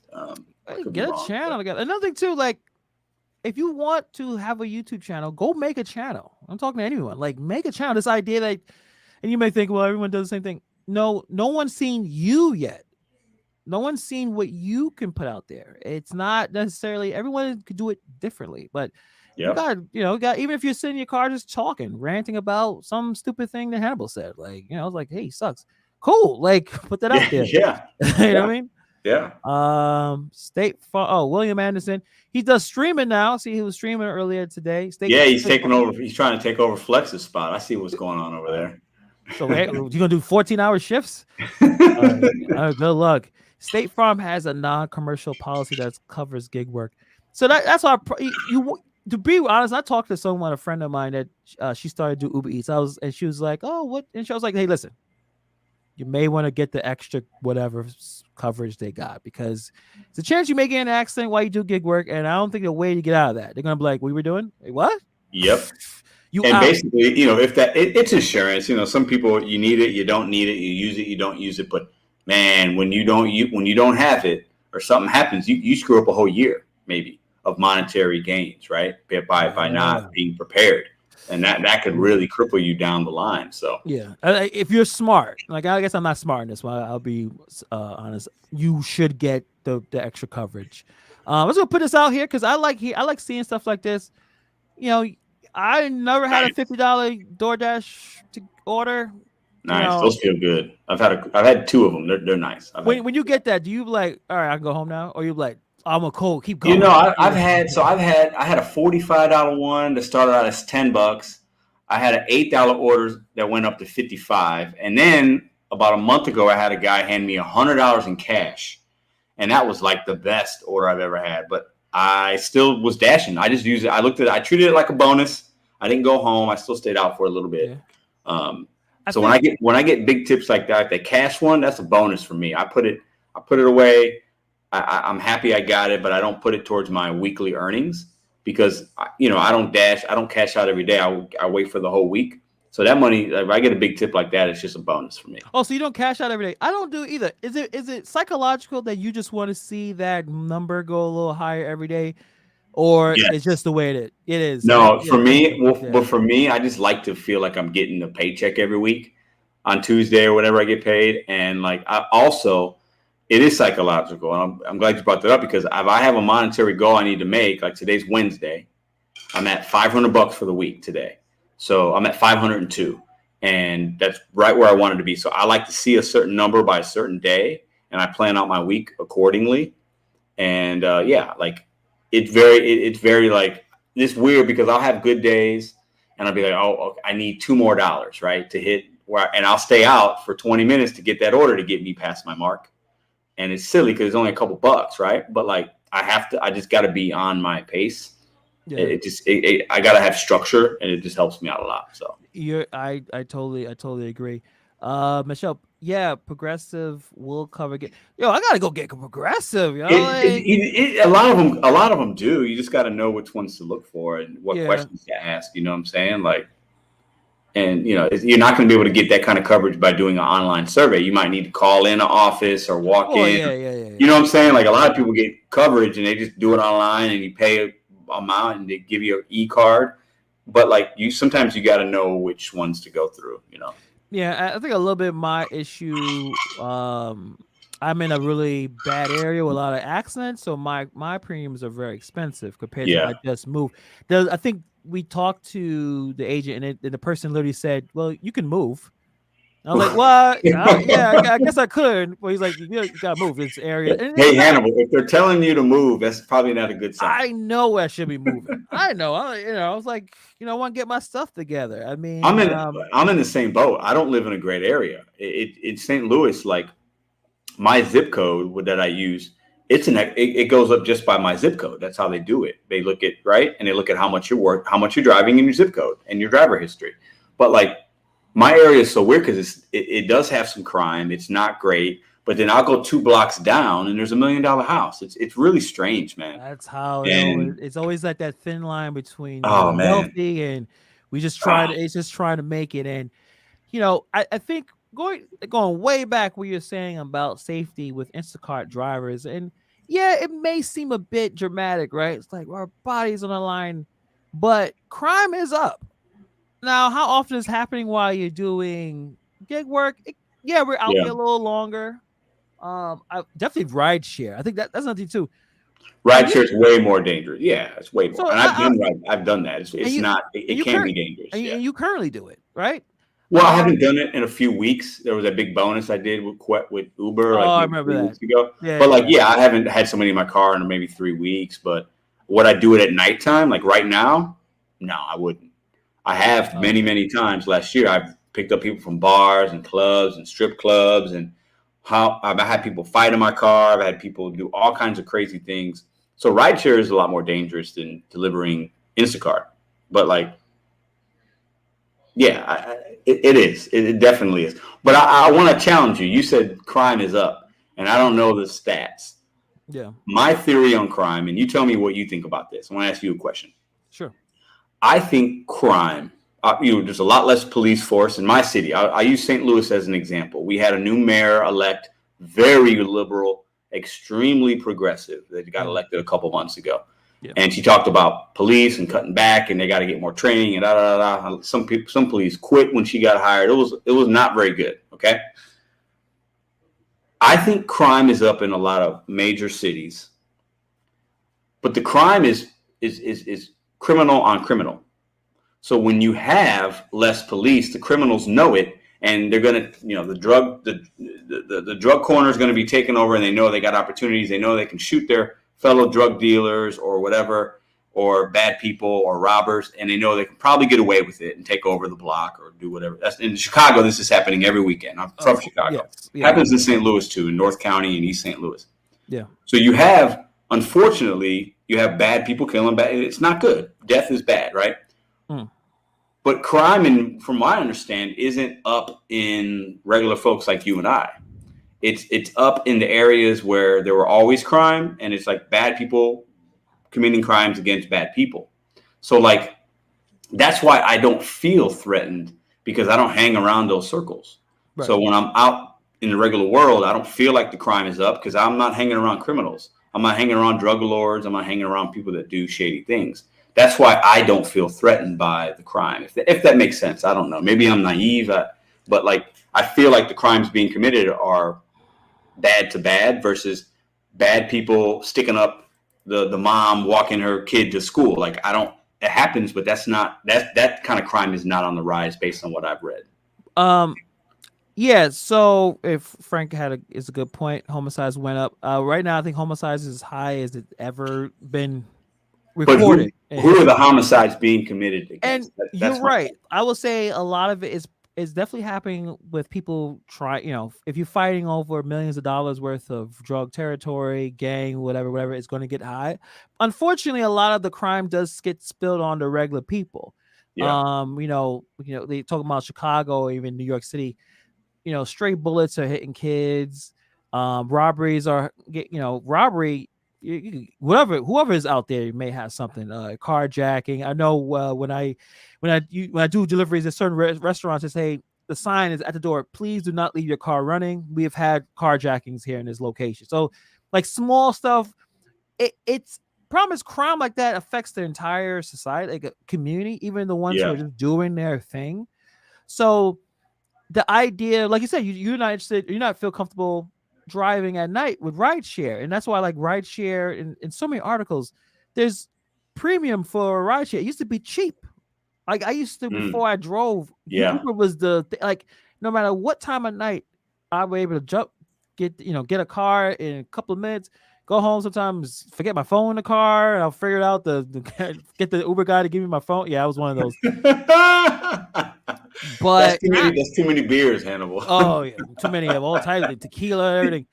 And now it's so expensive because there's not enough rideshare drivers because they rather not have anyone in their car. Sure. Go on DoorDash or rather do Grubhub, or sometimes a few times where I got my food from a dude and his car had the TLC license. It had the taxi. It's like he wasn't doing taxi, he was doing food delivery. So I think that it's a problem, but it depends on where you are. Like crime is high everywhere, apparently, even Republican places, but it's really bad. Like here, it's bad. Yeah, it's bad, and in these situations, like I said, where they decided to blame the police for a lot of problems, and a lot of police officers are quitting or retiring. They pretty much said, "All right, this is how you feel. Good luck."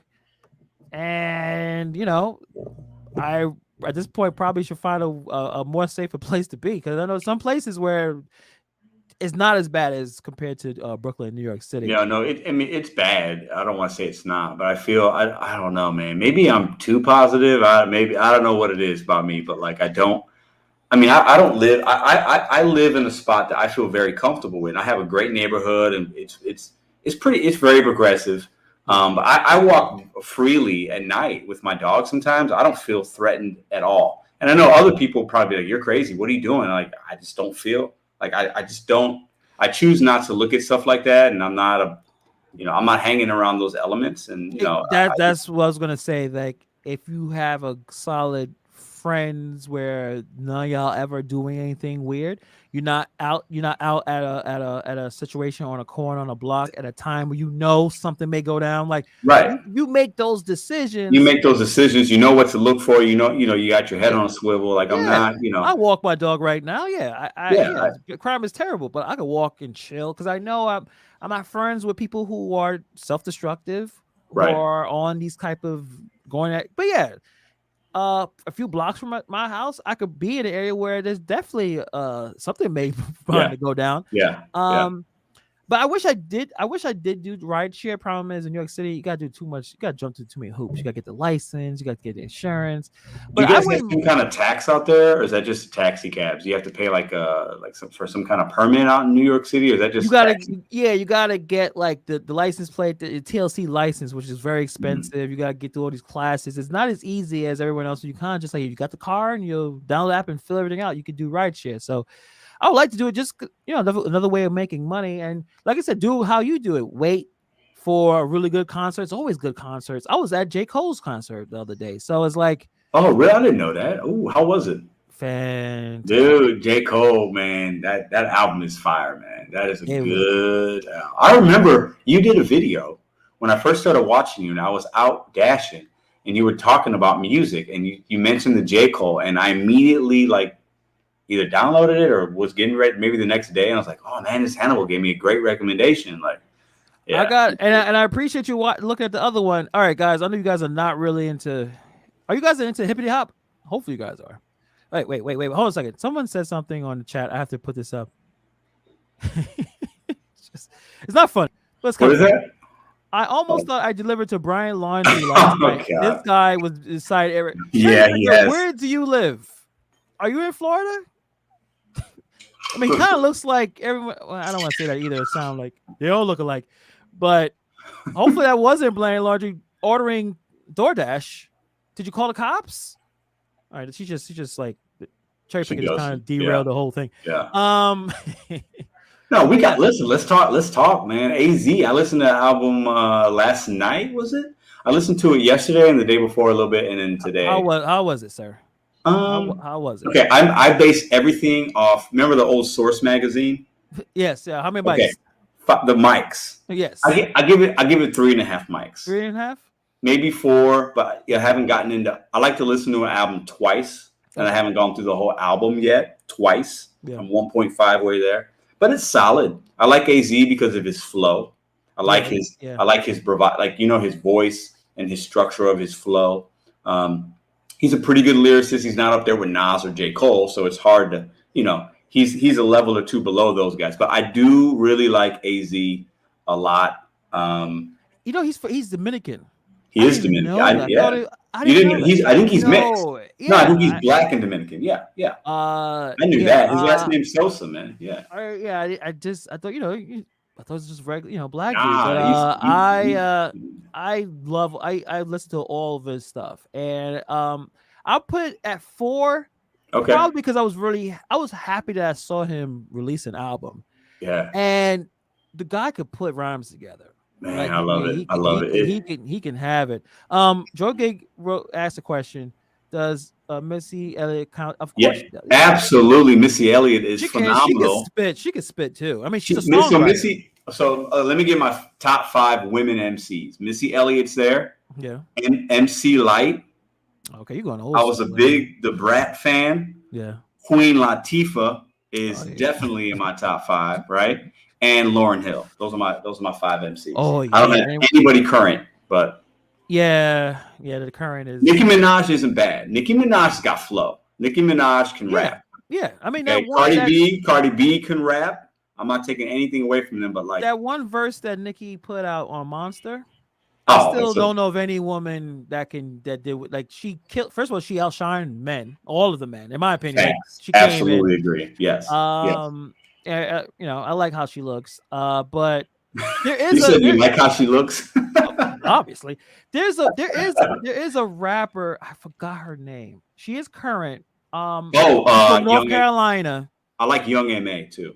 Oh yeah, she's fire. Oh, she's fire. Damn. I don't know who you're talking about from North Carolina. I know. I gotta look it up. Knife Wonder produced a lot of her music. She did a track with J. Cole, I don't know if she. Be honest, I don't know if she is from North Carolina. I don't. Yeah, I don't know who that is. Rhapsody. I don't I'll know much about. I don't know anything about I'll her. I'll send you. Send it. Yeah, send it my way. Yeah. Zach said no. Roxanne Shanty. Roxanne. Did you guys see that Netflix? Netflix did a movie about the Roxanne. Yeah, I got. Yeah, no, I'm not that old yet. I'm not. That's like if I was 45, 46, but I'm not 40 yet, so I don't know as much about that. But like, yeah, Lloyd Banks, the curse of Lloyd Banks is the G Unit. It's all right. I don't know. His punchlines were pretty good. I remember when he came on, it was like 50 Cent had the complete package. I know people don't even remember 50 Cent rapping. 50 Cent before he got shot up was pretty good, and then he started after he got shot. His voice changed because he literally got shot. What did? Remember when he made the album, basically dogging everybody that was hot in the game? That was probably an issue of reason why he may have been. I think it might have been, but him getting shot, unfortunately, helped his career. Would you agree? Yeah, he marketed. Yeah, he marketed that, and it was like, oh, I'm a gangster now, and I'm gonna. But the album he made, "Get Rich or Die Trying," that's a classic album. I mean, that's a classic. What's that one beat that Dre did? Was it Heat or something like that? I forgot. It was Many Men. Oh, that's. I mean, you can't. There's so many memes. We're all like children, and I think when he came out, I was like 19, 20. As if we're all gangsters talking about many men will try to kill us. Like, no one wants to kill you. Like, knock it off. Like, what are you talking about? No, man. I mean, when I was a kid, man, I was listening to Criss Cross. You know, had my clothes on backwards at school. I was that kid like, what are you doing? Like, what are you talking about? You don't know Criss Cross? Like, you know, like then I bought Nas when I was like 10 or 11. No, about 11 or 12. I bought the Nas album. Then my whole life changed with hip hop because at that point, when you bought an album with Nas, at least that one, you open up the booklet and it's got every word. So I would sit there and I would listen to the song and look at the words at the same time. Yeah, and it just blew my mind because then I would research like, what is he saying? Like, and then I would like try to look it up, you know, like what the meaning of that line or the person he was talking about or the history, and like that album changed me forever, man. As far as music goes. Are you a fan of Lil Nas X? I am not. I don't listen to his music. I know who he is, but I don't listen to his music. I'm not a fan. I think that's the next wave of what's popular, but like I would never buy a Lil Nas. I only knew that first song that people like. Yeah. And if it was US is Screaming Eagles, he threw out some names, Nelly and Jaquan. And I don't know if he's just being funny with the Jaquan. No, Jaquan those are St. Louis people. I know Jaquan. I've met Jaquan many times. All right, but how many he had one good song, right? He had one good song, but in St. Louis, he's very, very popular. Oh, okay. Nelly has Nelly is nationally known. Yeah. We had Chingy. Do you remember Chingy? Oh, that's St. Louis too? That's St. Louis as well. Okay. He's from St. Louis. Yeah. Those are the three. Those are the three guys. Yeah. Are they still out there performing a little bit? You know? I have no idea. Maybe Nelly. I don't think Chingy and Jaquan are doing anything, but Bubba Sparks. Bubba Sparks wasn't bad. I'm not gonna. I mean, Bubba Sparks he's got some flow. He has some lyrics. Yeah, and he has a few really good produced tracks. Like Bubba Sparks, like Timbaland, Timbaland, yeah. Timbaland can make anybody good. He can make anybody good. Yeah, I would. If you guys want to know like really great producers, you can listen to like, you know, Kanye West or Dr. Dre. Like I think that my top of like producers, it would be like Dr. Dre. I love Kanye, even he's weird now, but old school Kanye, the guy can produce a record. The Alchemist though. Oh yeah. He is probably my favorite producer. He's very underrated. The dude is just. I think he's very underrated. Also, thank you, William. DJ Premier, obviously. Swiss Beats. Oh, Beat. I mean, DMX, man.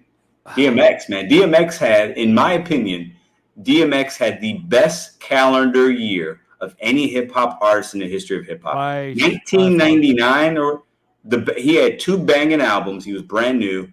Both albums are fantastic. He was on top he was like Snoop in that way. Snoop had a very similar year, 94, 95, whatever, 93. But DMX had the best year, in my opinion, of anybody in hip hop for 1 year. one of my deepest regrets is never seeing DMX live, Oh and man, like I never had the opportunity, and could you I knew he imagine? really. I mean, I still I see that video that it goes around the internet a lot of DMX performing at some concert, outdoor thing. I don't know if it was a lot of, I don't know what it was, and Lollapalooza, wasn't it like and Like it was he had something. his red like jumper. Was it red or orange? And he goes out, and the sea of people, like Yeah, there is no end to the way yeah, to view. It looked like it was the whole world was watching him, and they're doing mosh pits, and they're just throwing himself, and he's in it, and he has so much energy that he was dude. able That to push that. And I regret not. I mean, you never know what how long someone's gonna have.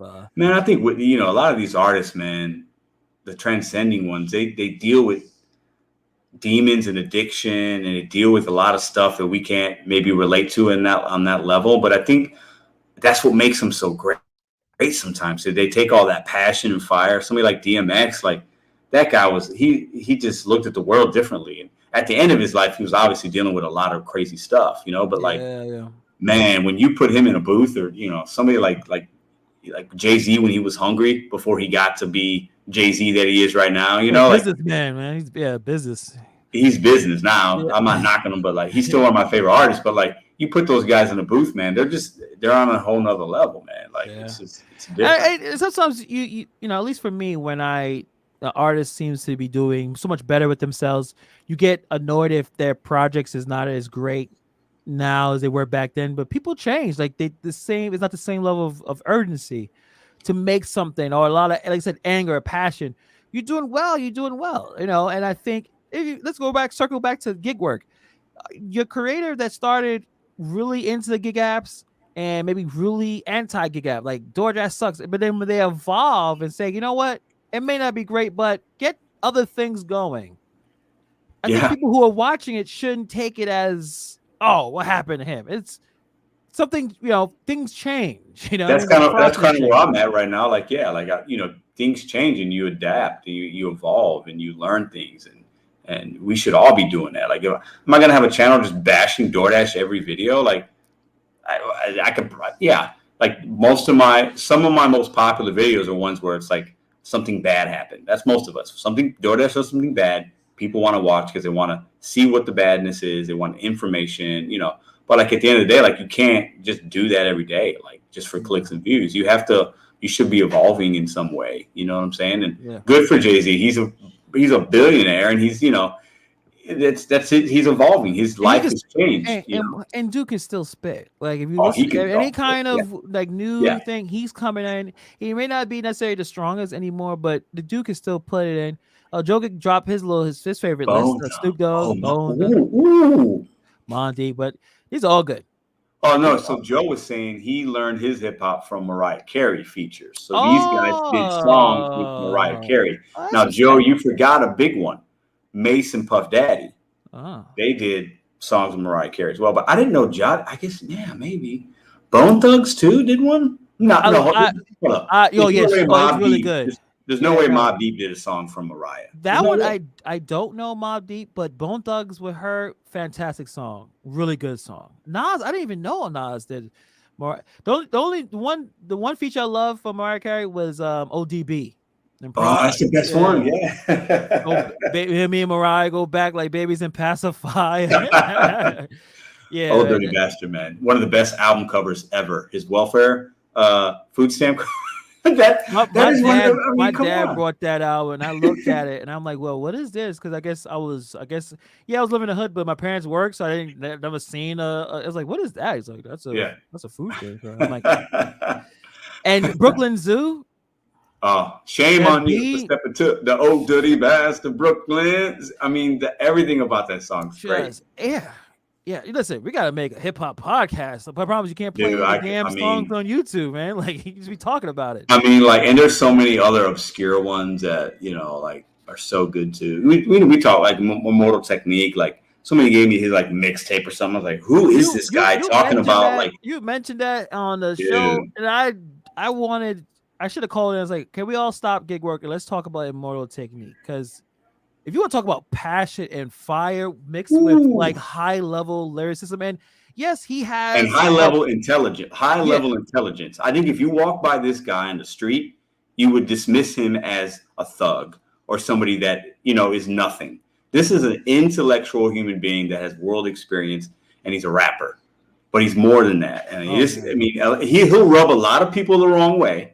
Yeah. Based on his politics. Yeah, his politics. If you're he's speaking facts though. He's speaking actual truths. I don't know if you listen to Rogan, if you watch any Rogan videos. I have, yeah. He's been on Rogan. At least I missed it. I had no idea he was on Joe Rogan. Yeah, look it up. Yeah. Oh, I'm gonna watch that tonight. He may be that video may be on YouTube. I don't know. He's on Spotify now or something like that. But yeah. Everything I've seen on Joe Rogan has been on YouTube. I used to watch him a lot more. I watch him a lot less now.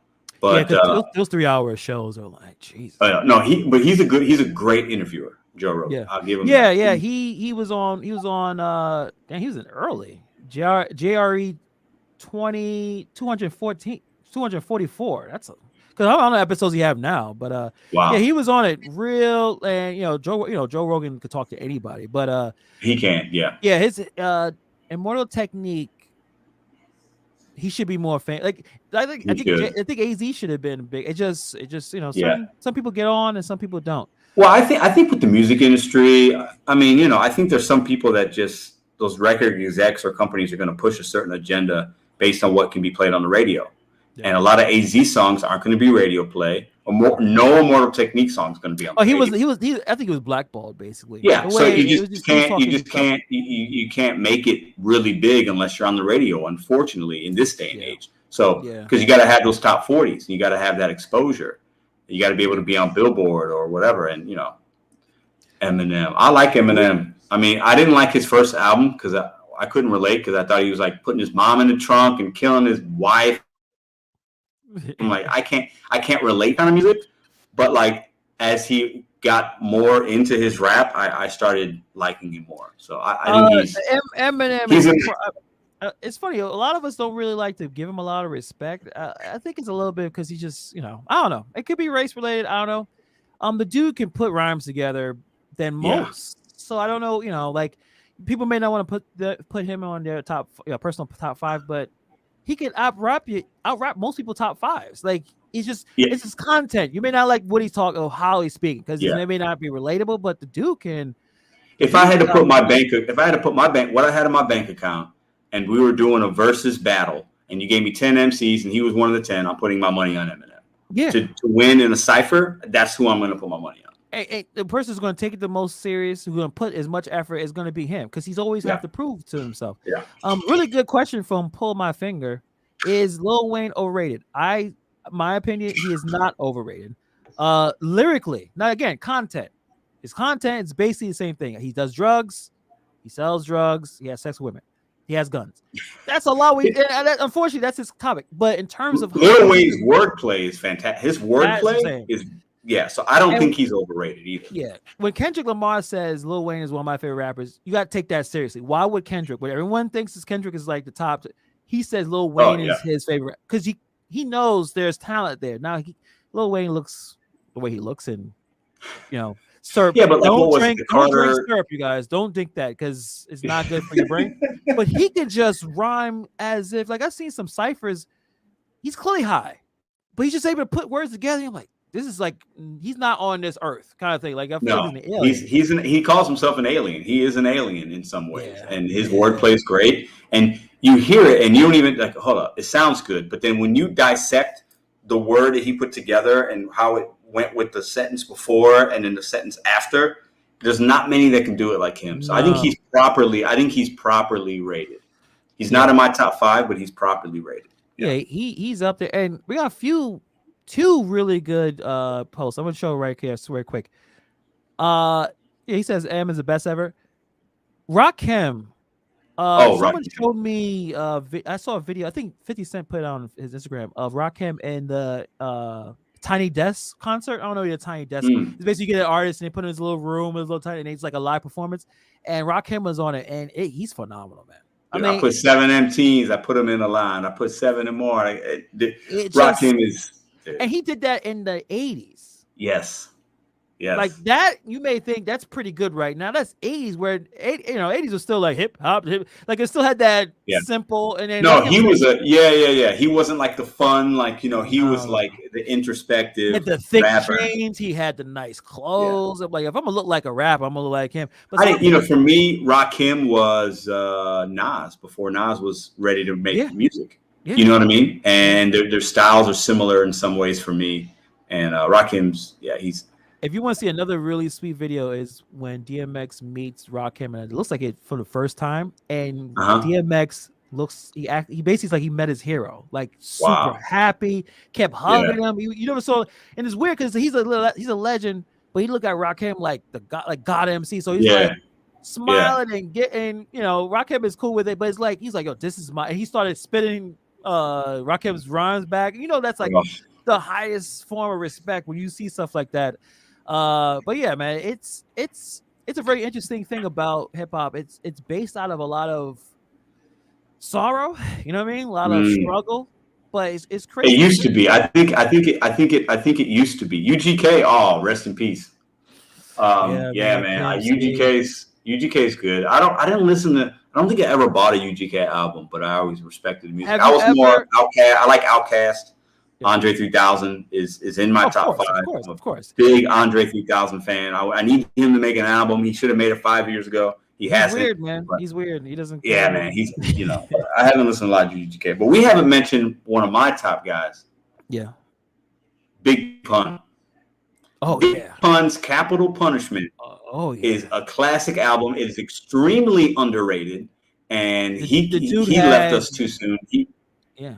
I mean, dude, His. a lot of people don't even know about Big Pun. If you're Puerto Rican, you know who Big Pun is, and Oh if yeah. you're from New York, you know who Big Pun is. But a lot of people don't know Big Pun. Go get the Capital Punishment album. Listen to it.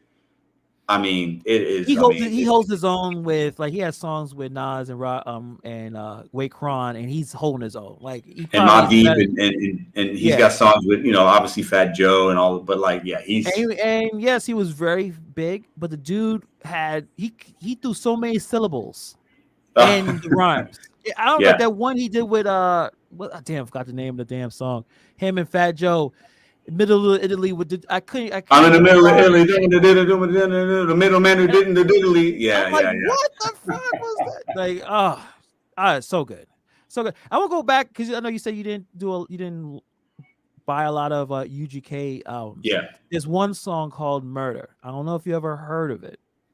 maybe, It's but it's not ringing bells. I'm gonna, you gotta send me some stuff. I gotta send you some stuff. Bun B, Yeah. he's up there in terms of Okay. lyrics, especially he's coming out of Houston. I'm gonna show you. You listen to "Murder" and listen to that last verse where Bun B just starts destroying. Like, the people when they put on the headphones and your headphones starts to heat up, like those stupid memes. Definitely, yeah, it's pretty good. How about you a Scarface fan? How about Scarface? Love Scarface, man. He's super sad. Okay. But Yeah. and now he's running for office now, man. Like, he's political now. He's trying to Oh, I he's didn't know trying to that. change. Okay. Yeah, his name, he put his government name. I forgot, but yeah, he's trying to do some positive in the community. Yeah, man. Nah, he's always Scarface to me. I can't look at him any differently. Oh, the Black Godfather in the house. What's up? DoorDash.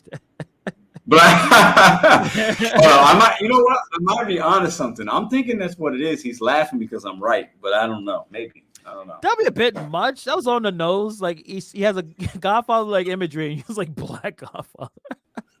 Hopefully it's something. I'm sure it'll be something. I mean, I don't know. I mean, I'm just saying he might, Yeah. Yeah. Biggie. I don't know why we didn't talk about Biggie. You have obviously Notorious B.I.G.'s.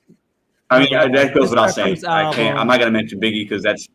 If anybody says anything about that, I just have to get off the live stream. I can't talk anymore. You can't so talk. I'm not in there. Yeah. Someone said they think Too Short died. No, I don't think he's died. He's still around.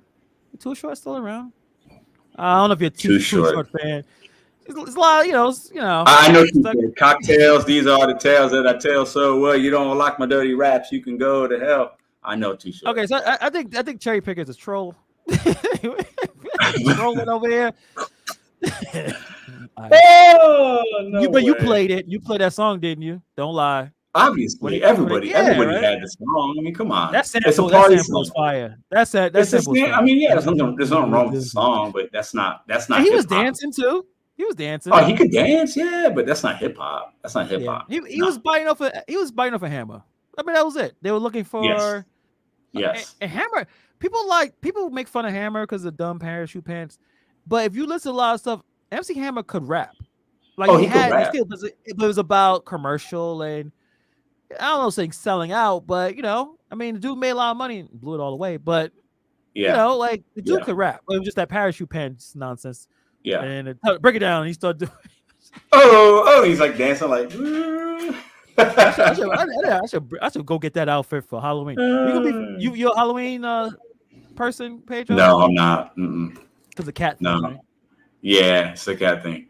You know what? We have. I walk by it every day, but the other day, we have a cat like sanctuary in my neighborhood. It's like, Oh, you must hate that, don't you? no, it's like people for cats, and it's like a whole thing, and like you could like, I don't know. But every time I walk by it, I think of you and Tanner and like how you guys, give me crap for not like That's what I'm that. saying. You told people your fears. And Tanner ain't gonna let that go. But Tanner will be fine. He'll be all right. He doesn't want me to make another video about him. I don't want to bury him again. That's not beef. I ain't doing it, man. I ain't doing it. I ain't doing it. The beef is never. Nah. The beef is never over. Hey, there should be no YouTube beef. All right, it's dead. It's done. It's done. YouTube beef gets the views, bro. Yeah, well, it does. It does. It does. Oh, look! People keep mentioning rappers. I'm gonna talk about it. Ludacris, I like Ludacris. I like very good. I like Ludacris. His first album, and then he had to release it because he kind of did like his own independent thing. Yeah, very good.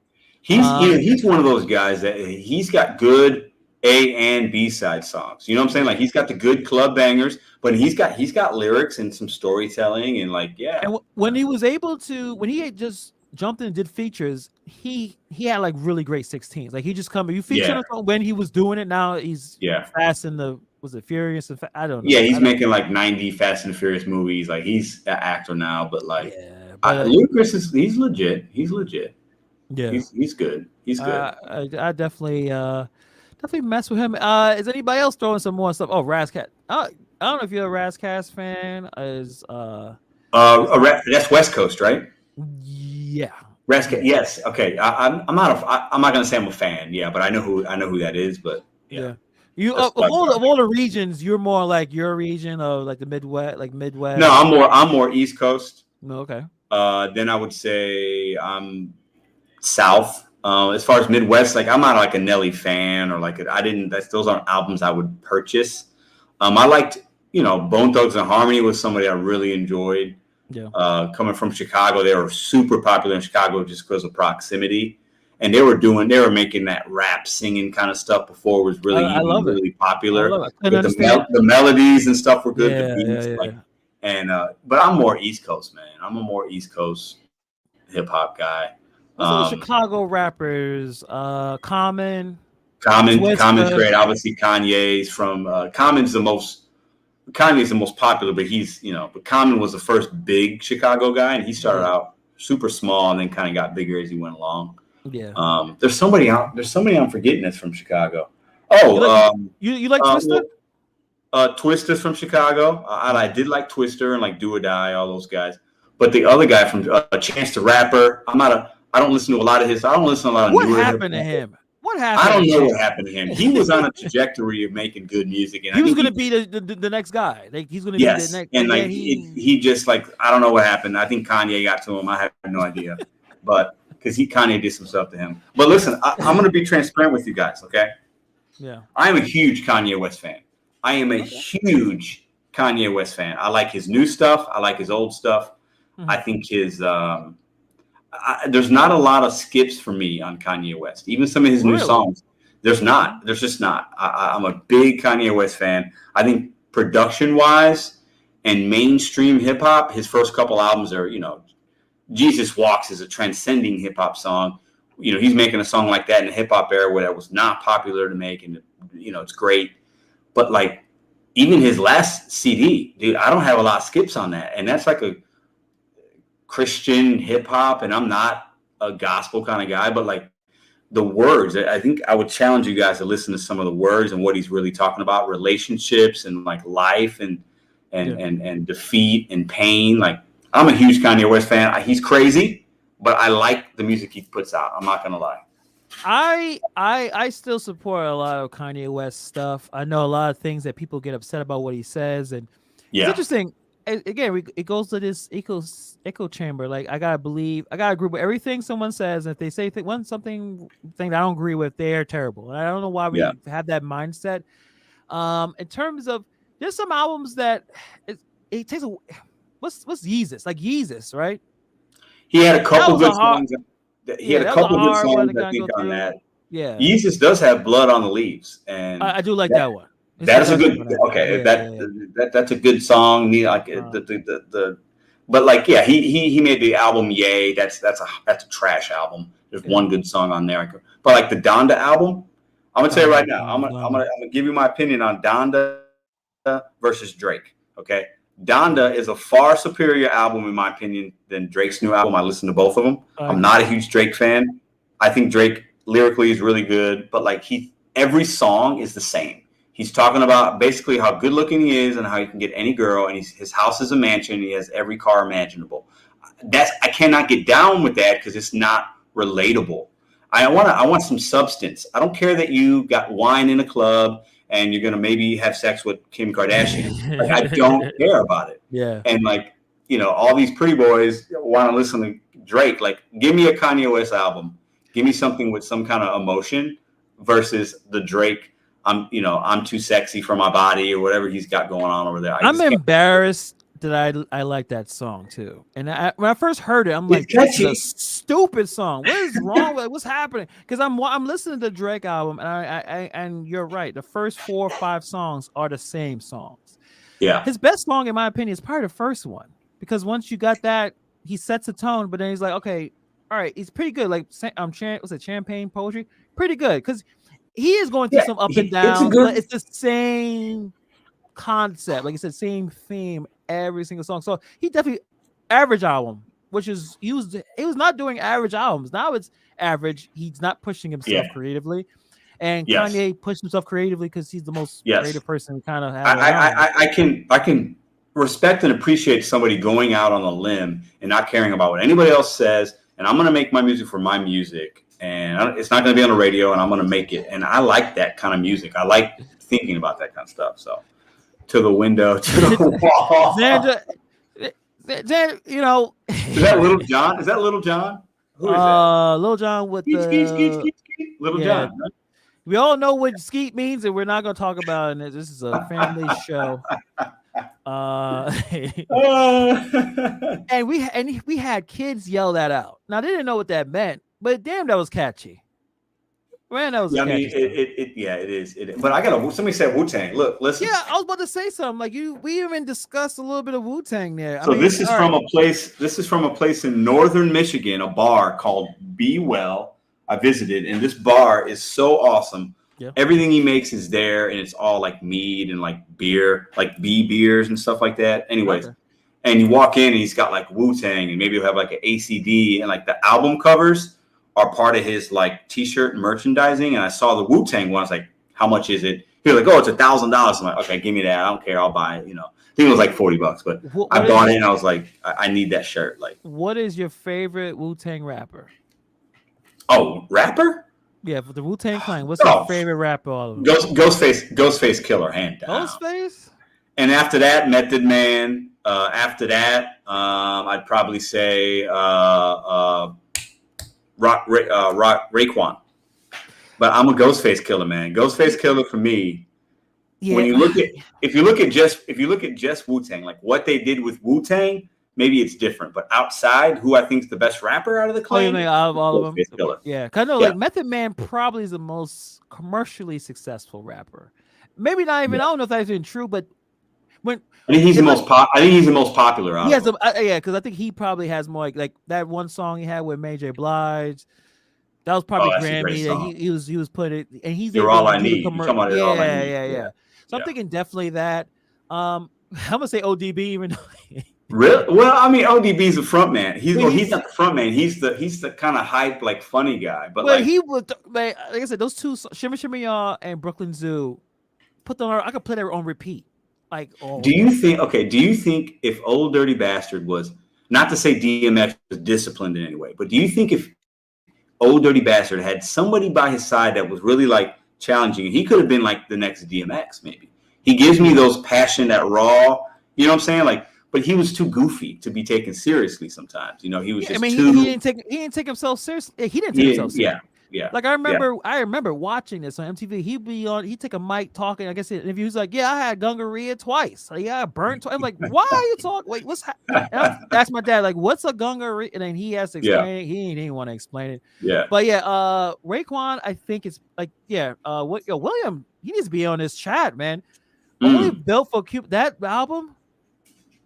That's a classic, man. Yeah. But Ghostface Killer, to me, he's just I like him. I mean, Inspector Deck, but he was like, I liked his flow. RZA and GZA were just the brains, or RZA was the brains behind the whole thing. He was the one that was producing everything, and GZA was producing too. But like that group is just, somebody told you. Let me ask you, Hannibal, do you remember this? It's probably been 10 or 15 years. They made an album and they sold it like to one person. But they sold it under the idea that you can't release any of this music for like 25 years or something like that. Do you know about that? Yeah, so they sold it to this dude. I forgot his name. Somebody may know the name of the person that brought the album. And this guy that brought the album, he was a complete douchebag, terrible guy. He's a dude that had he was a CEO, someone who basically was able to control a medication that was very like life-saving, like very important medication, and jack the price up of the medication to like astronomical, unaffordable levels. They're asking him, why are you doing this? He was just basically just a douchebag. Like, I don't care. I care about my shareholder money. Then he goes to jail for illegal financial crap. Oh, I didn't know all that. And then and somebody, there you go. Someone wrote the name in the chat. Martin. Okay, that name sounds familiar. Yeah. He bought a farmer boy. Douchebag, dumbass, like he could have reasonably raised the price of this drug. He jumped it hundreds of dollars, but then now he goes this is sounding familiar. Yeah. Then he's in jail. He's in jail now, I think. What happened to the album? He had to sell the album, and someone else brought it. So somebody has it, but the music's hasn't been released. It can't, right? It's no. Yeah. Okay. I hope that's going to be interesting. That's going to be interesting when it comes out, if it does. It's probably good too. It has to be. I would think. You would think. but when it was made, it's going to be so many years past. Is it going to be relevant? Are they talking about what are they talking about? You know what I'm saying? So us music old, like that.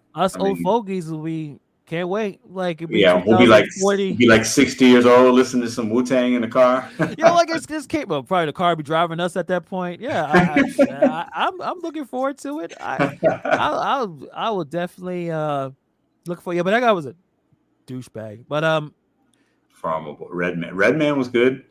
I remember Redman was all right. I like the East Coast. That was more. I mean, I like to be thinking about my music, man. I think Redman is coming back with an album. I think all of our heroes are coming back, Pedro, this year. Like Nas and AZ.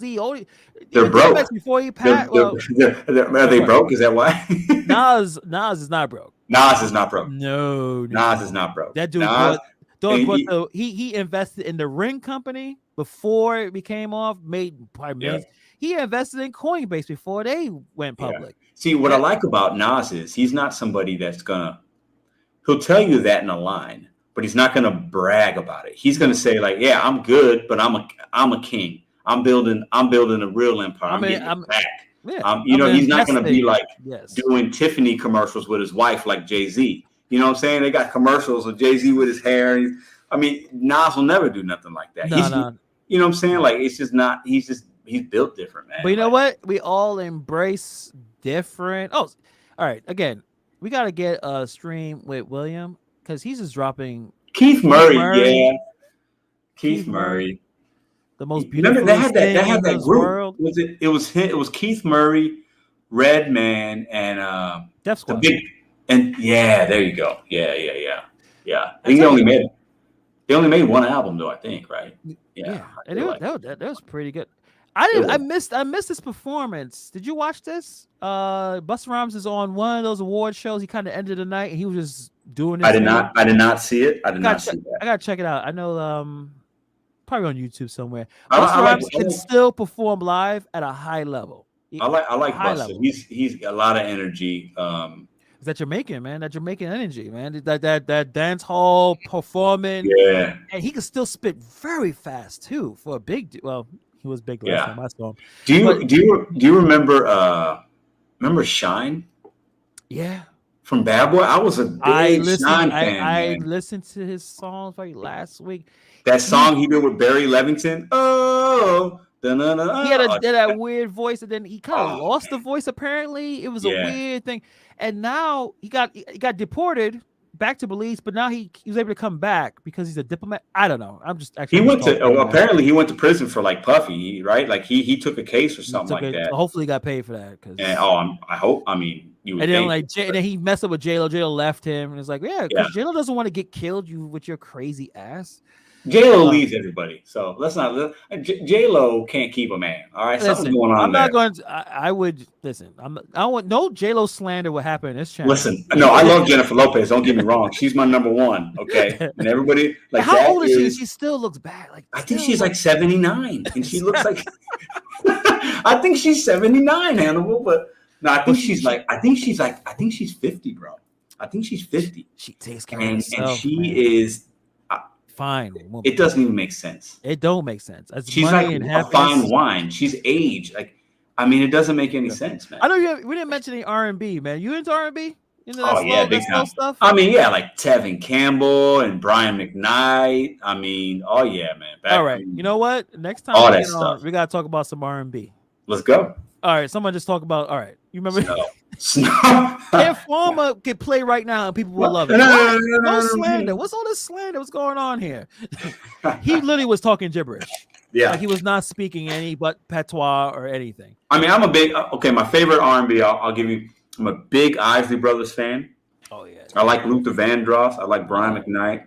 Okay. Earth, Wind, and Fire. All right. How about the 90s R&B? Tevin Campbell. Okay. There's a group called As Yet. I like Boys to Men. Of course. Color Me Bad. Oh. I mean, I'm missing so many. There's so many. There's my Jagged Edge was a group I really liked back in the day. They were Jermaine Dupri produced Jagged Edge. Someone put in D'Angelo. Tony. Yeah, Tony Tone. Listen, Tony. Put on Anniversary for your lady at Anniversary. It's my anniversary. They're going to love. Yeah, there's nothing you can do. Do you know what to do? Oh, Jeff put in Keith Sweat. I'm not a Keith Sweat fan. He's a beggar. He begs a lot, and it's like he just feels like he's. I like Gerald Levert's better than Keith Sweat. Yeah. Johnny Gill is better than Keith Sweat. The groups, I was listening to this earlier. Me and my wife, Drew Hill. Oh, I love Drew. Yeah, Drew Hill. Tell me, we are 5 steps from Eden. What happened to R&B, Pedro? You know what happened? We should make a video about that. I think you should drive around and talk about what happened to R&B. R&B. I don't know, man. I feel like it stopped right at there's people like Trey Songz, and there's some people that do some good, like decent kind of music, I guess, but like the groups, nah, man. No, I can't tell you the last 112. Oh yeah, 112. Like nothing. I mean, they're just not. What was the song? Next, remember Next with Butter Love? Next was yeah, man. Like all those groups are good, but like it's just all hip hop now, So it's all about.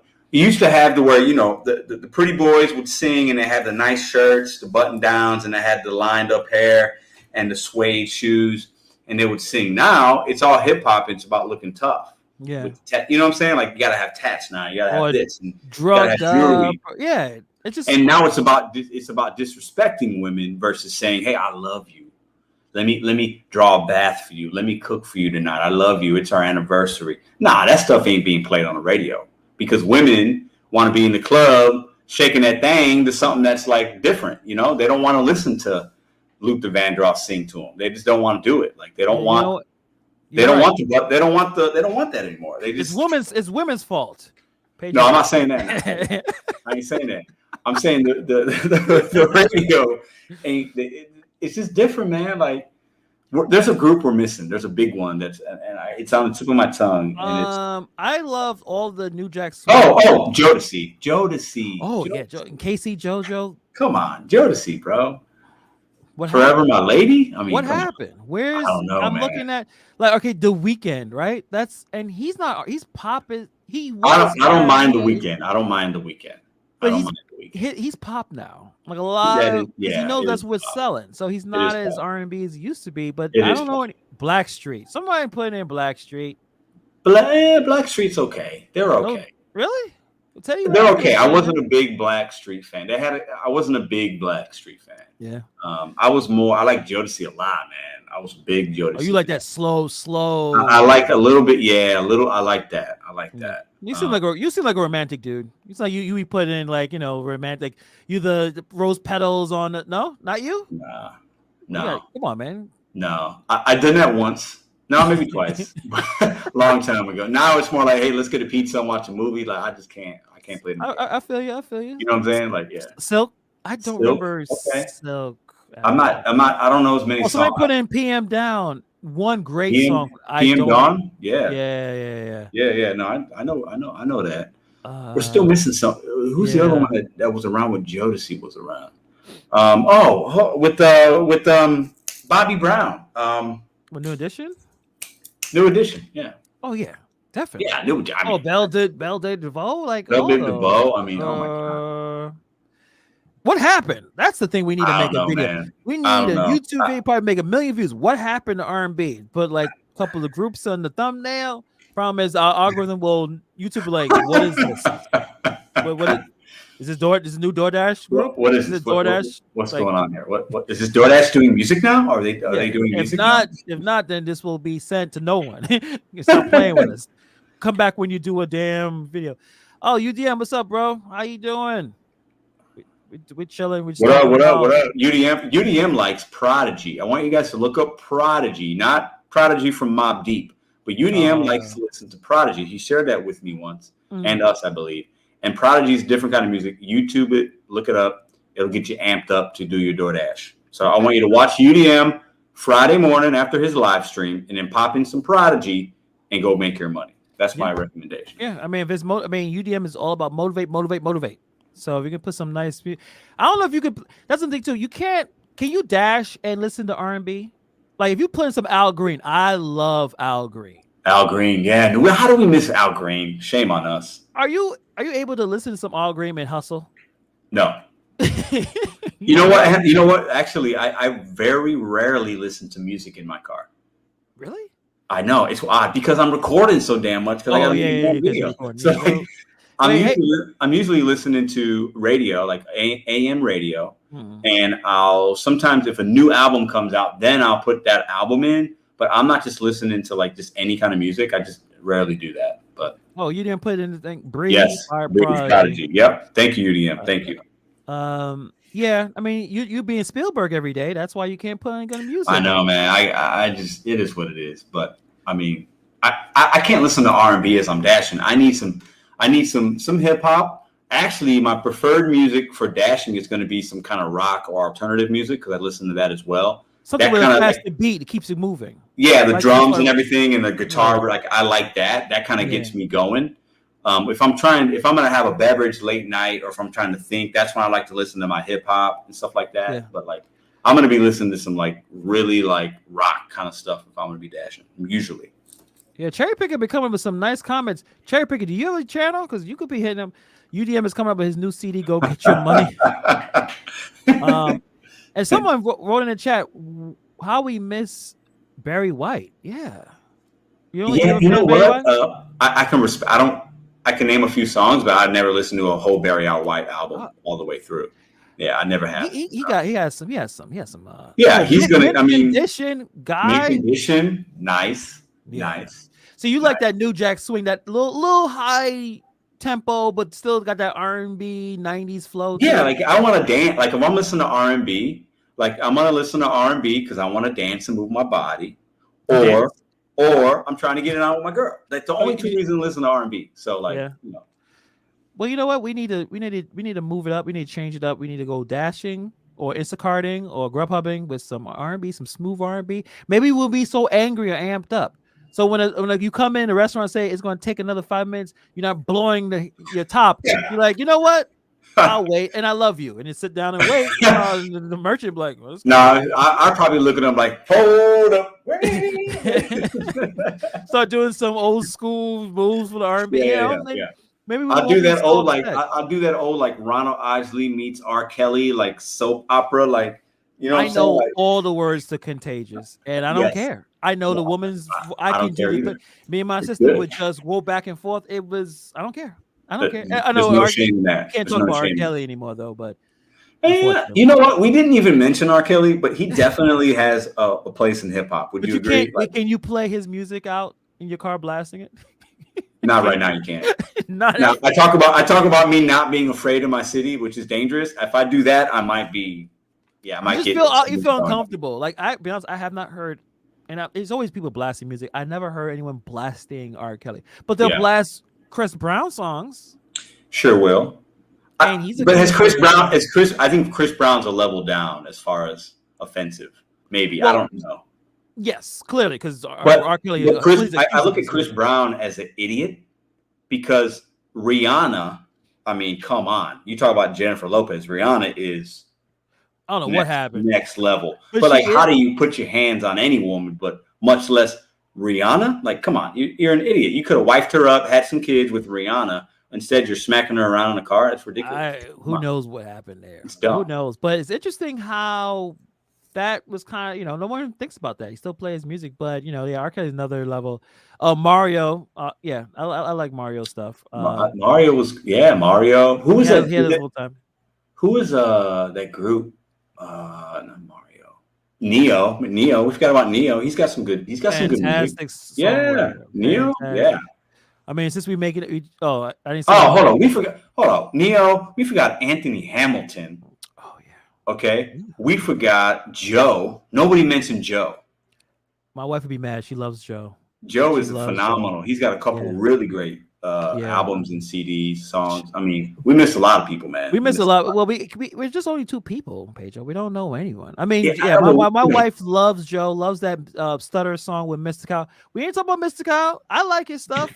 Hold on, we okay. I'm ashamed. How we mix? Did we say Maxwell? Nobody said Maxwell. No one said Maxwell. No one said Maxwell is in the top 5, right? Come on, how's Maxwell not in the top 5? UDM. You know what? Forget this gig worker stuff. Let's just all make videos What about music. Case? Oh, I know. Yeah. Forget this gig work stuff. Let's talk about music all day. I don't want to pay the bills, but yeah, I love Case. Love Case. D'Angelo, obviously. Case. Anthony Hamilton has some really good songs. Anthony Hamilton's soul. I mean, that's a different. It's Charlene, put some Charlene on right now. Oh my God, man, forget about it, man. Forget about it. We are aware of the naked video. My wife likes that. We are aware. Why the camera can't go down? I'm like, what? I'm right next to you. So why are you talking to me about that?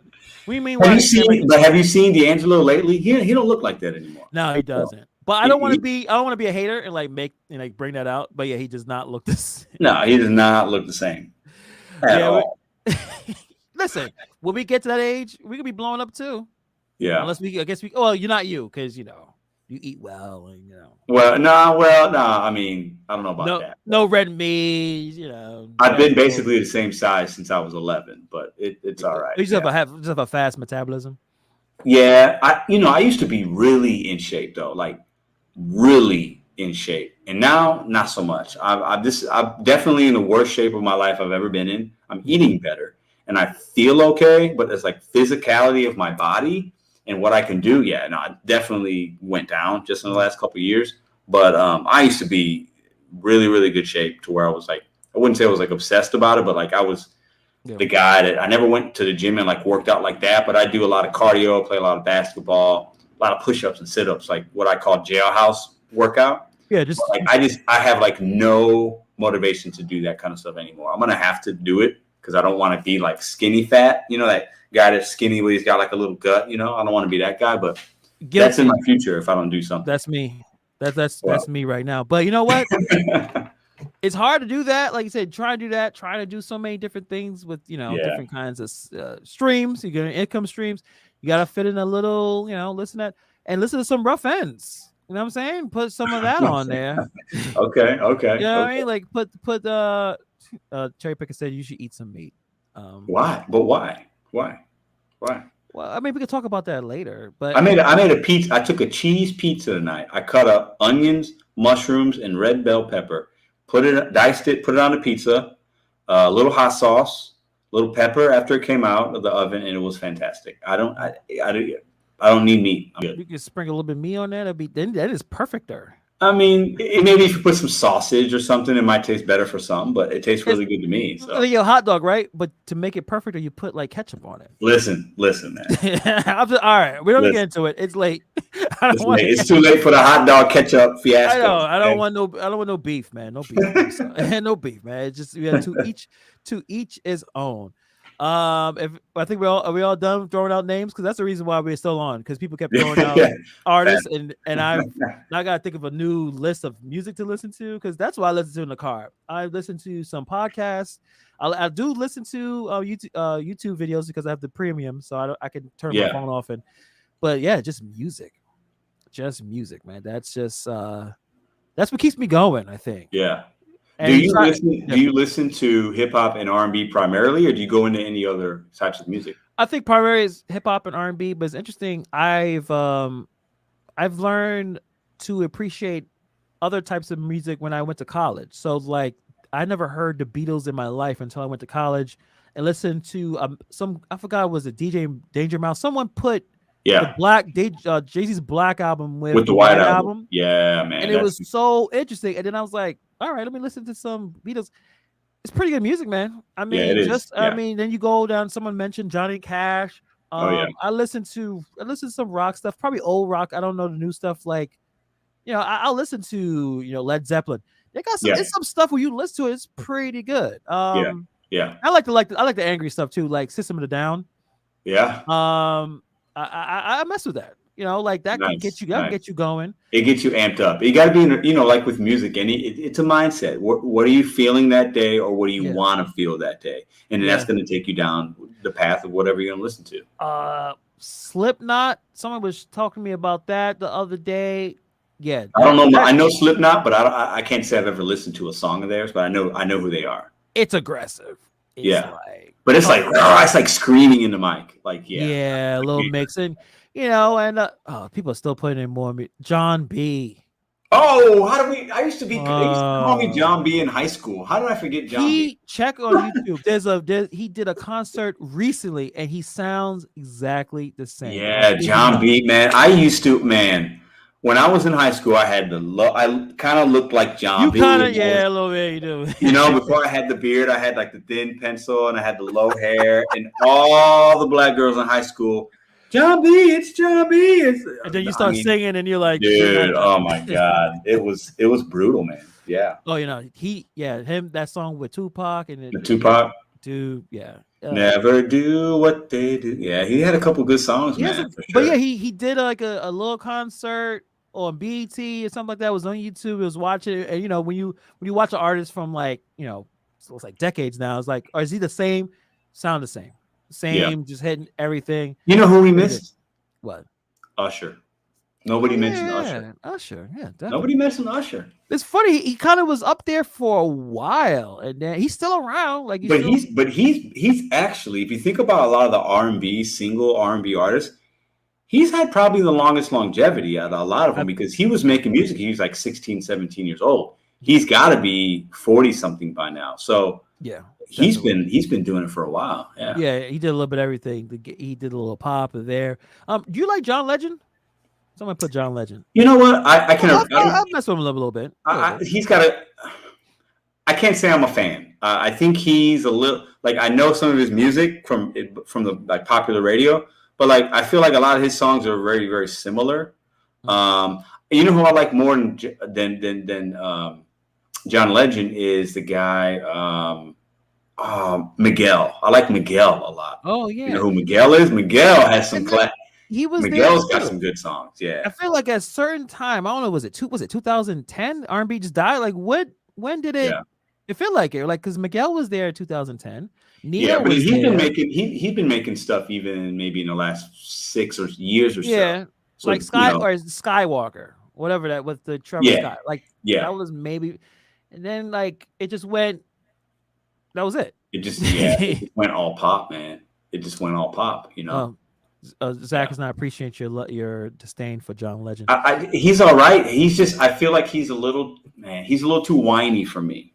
He's a little like he whines a little bit, and His I voice, don't like. you don't like the voice style, the way Maybe it's he. the voice style. It could be the voice Yeah. style.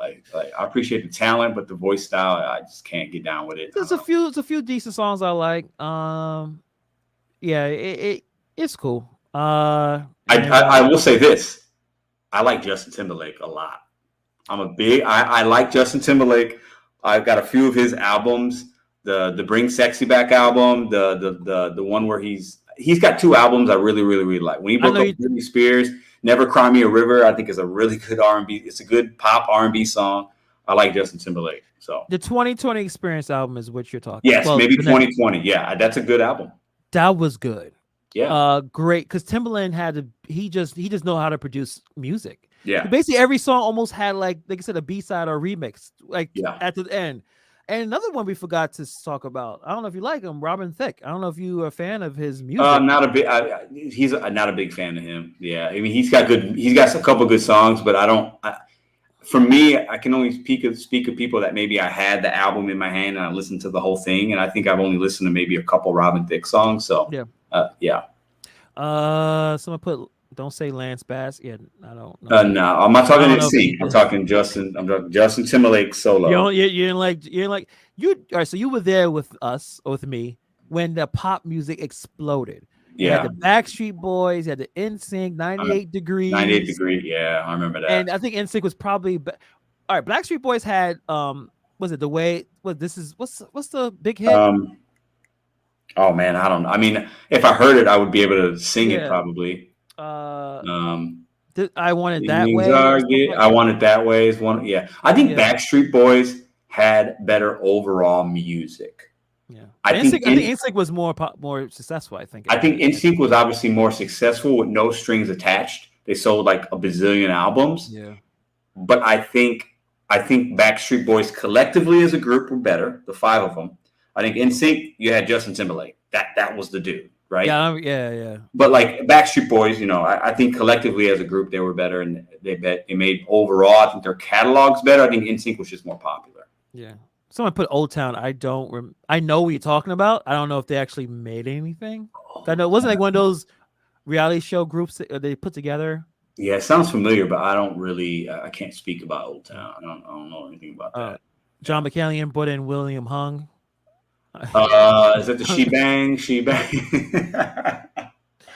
That was funny. That was funny. Of course, Michael Jackson. I mean, yeah. You can play Michael Jackson songs because it's some of the best music ever made. But he's been accused of things. But we kind of move past that now. But he's also not with us anymore. So let me share my MJ story with you guys real quick before we go. Michael Jackson. I have a daughter, Gabriella. She's turned 20 last month. So Michael Jackson was a big part of our lives when she was 6. When she was 6 to like 9 or so. No, like 5 to 9. Loved him before he was still alive. Nobody else really liked him. It wasn't like his music was on the radio. She saw a couple videos. I'd have to go to like the video store and buy the videos, and she'd watch them. I bought her every CD that he had. She knew every single song as a little kid.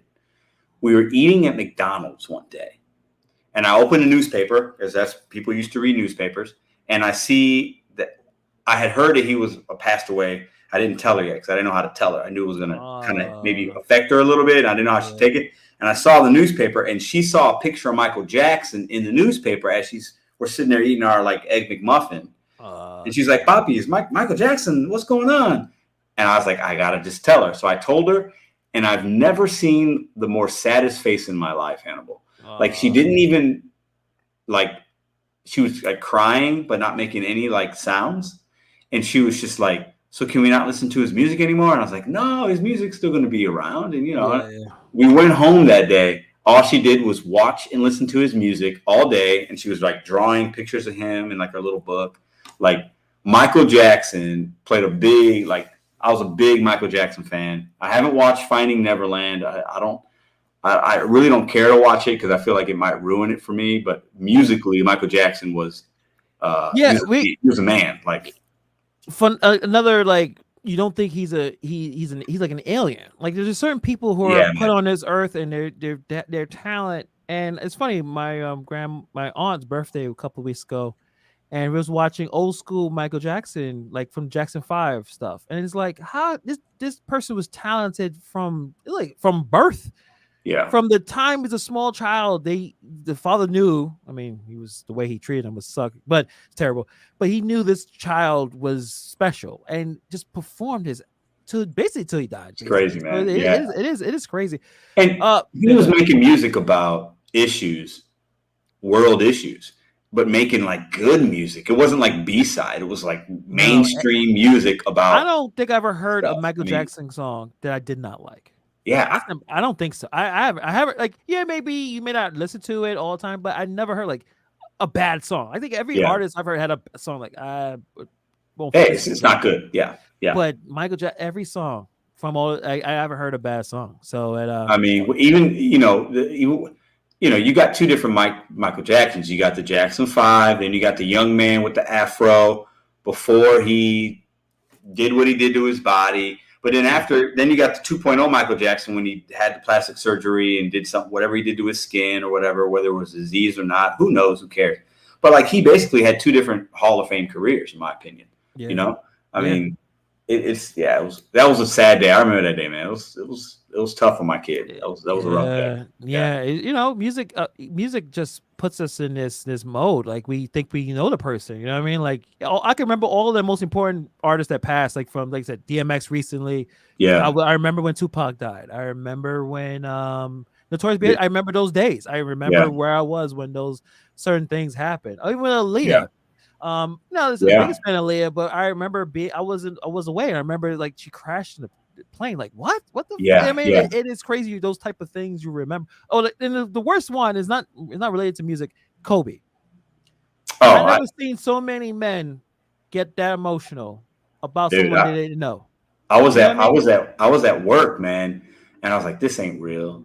And at the time, I was married, and my then stepdaughter, and she plays basketball. She's a big basketball player. I coached her team, and like we had she liked Kobe Bryant, and his daughter, Gia played, and she would follow her on like Instagram and YouTube.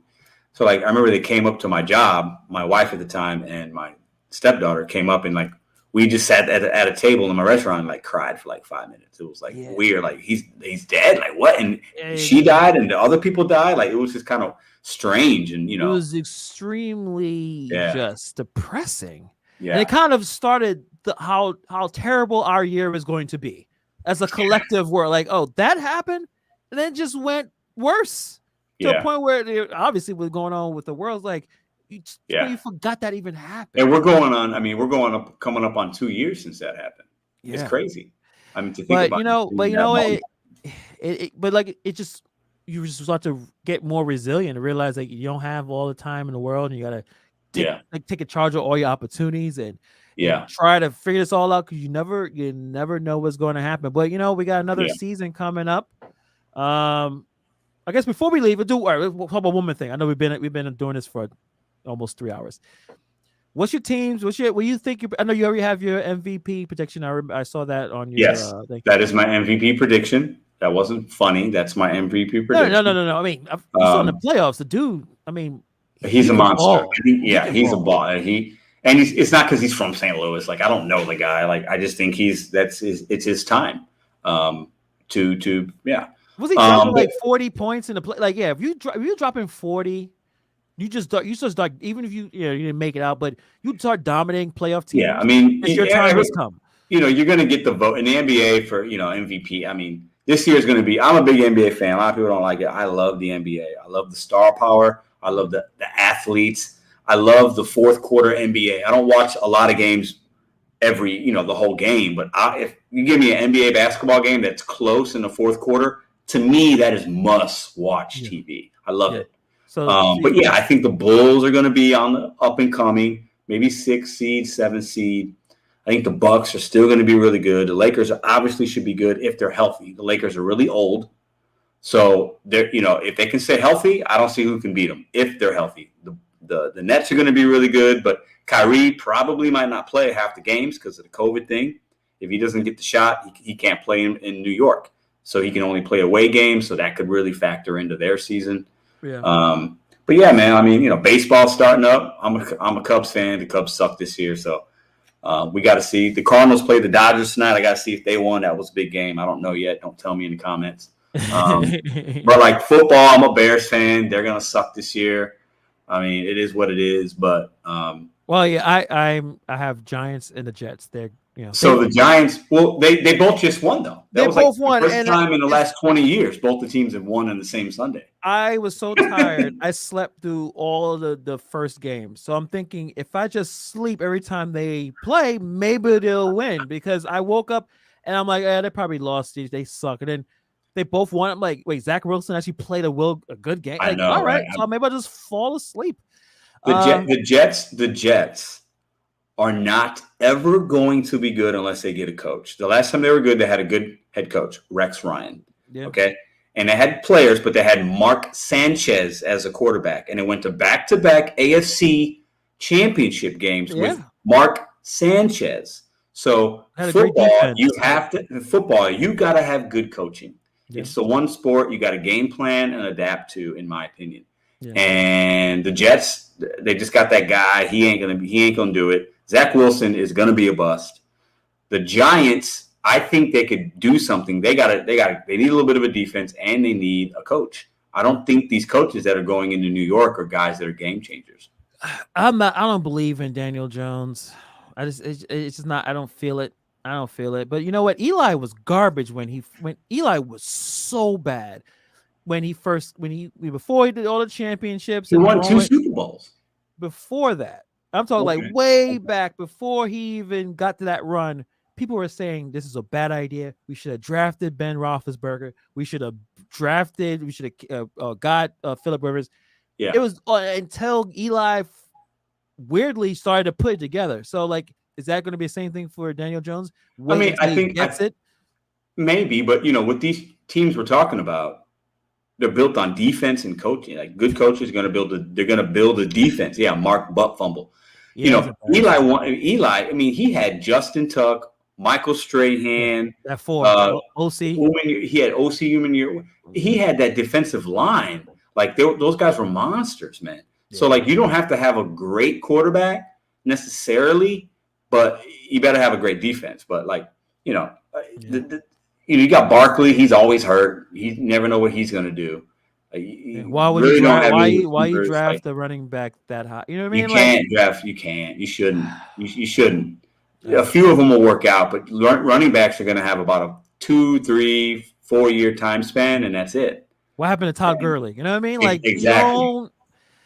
Exactly. He'll never play a football game. He'll never play in football again. And 3 years ago, he had 20 touchdowns or something like that.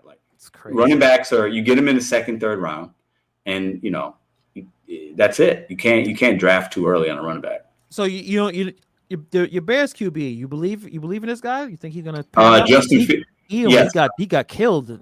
He did. He had a little bit better game versus the Lions, but that's the Lions. Sorry, DoorDash Dad. It's the worst franchise in the history of sports. You watch Grill Line Blitz? I watched a couple of his reactions. Yes, I have watched some of it. It's actually really good because you can see the pain. I feel bad. I feel like, dude. And I can relate because I'm a Cubs fan. We won in 2016, but it's heartbreak So I still remember that day. That was a big day deal. for me. I was out in the bars. I'm like, oh shit, that they're was gonna win. Crazy. Game 7, me and my dad, we went to game 4 where they lost. Game 4, yeah.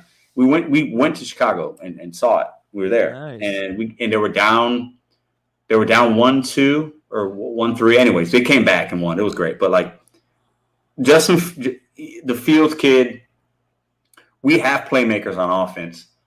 We need, Matt Nagy's supposed to be a really good play caller. I haven't seen it yet. I haven't, Mitch Trubisky. We passed up on Deshaun Watson and Patrick Mahomes, trade up one spot to get Mitch Trubisky. So I think the operation. People weren't like, all right. People were hype with Deshaun. I do remember that. Like we should have took Deshaun. He just came back from back-to-back national championship. Yeah, won one, beat Alabama, and we don't take him. Now it's retrospect because look what he's not even playing right now because of what's going on with him. But how do you pass up on Deshaun Watson to pick a guy that played 8 college games at North Carolina? It doesn't make any sense at all. I think some of these GMs and these player development people, they get too cute and they look at like, oh, he's this tall, he's this big, he runs this much. That doesn't matter. No, quarterbacks for me need to have intellect and know how to manage games. Like Tom Brady is the best version of that. Like the guy's smart and he's thinking 20 steps ahead. And Deshaun Watson, I thought was pretty smart too. Like, he's playing in that kind of offense, beating Alabama a couple of times. You got to be a pretty good, smart guy. Yeah. But like to take Mitch Trubisky, that set us back a couple of years.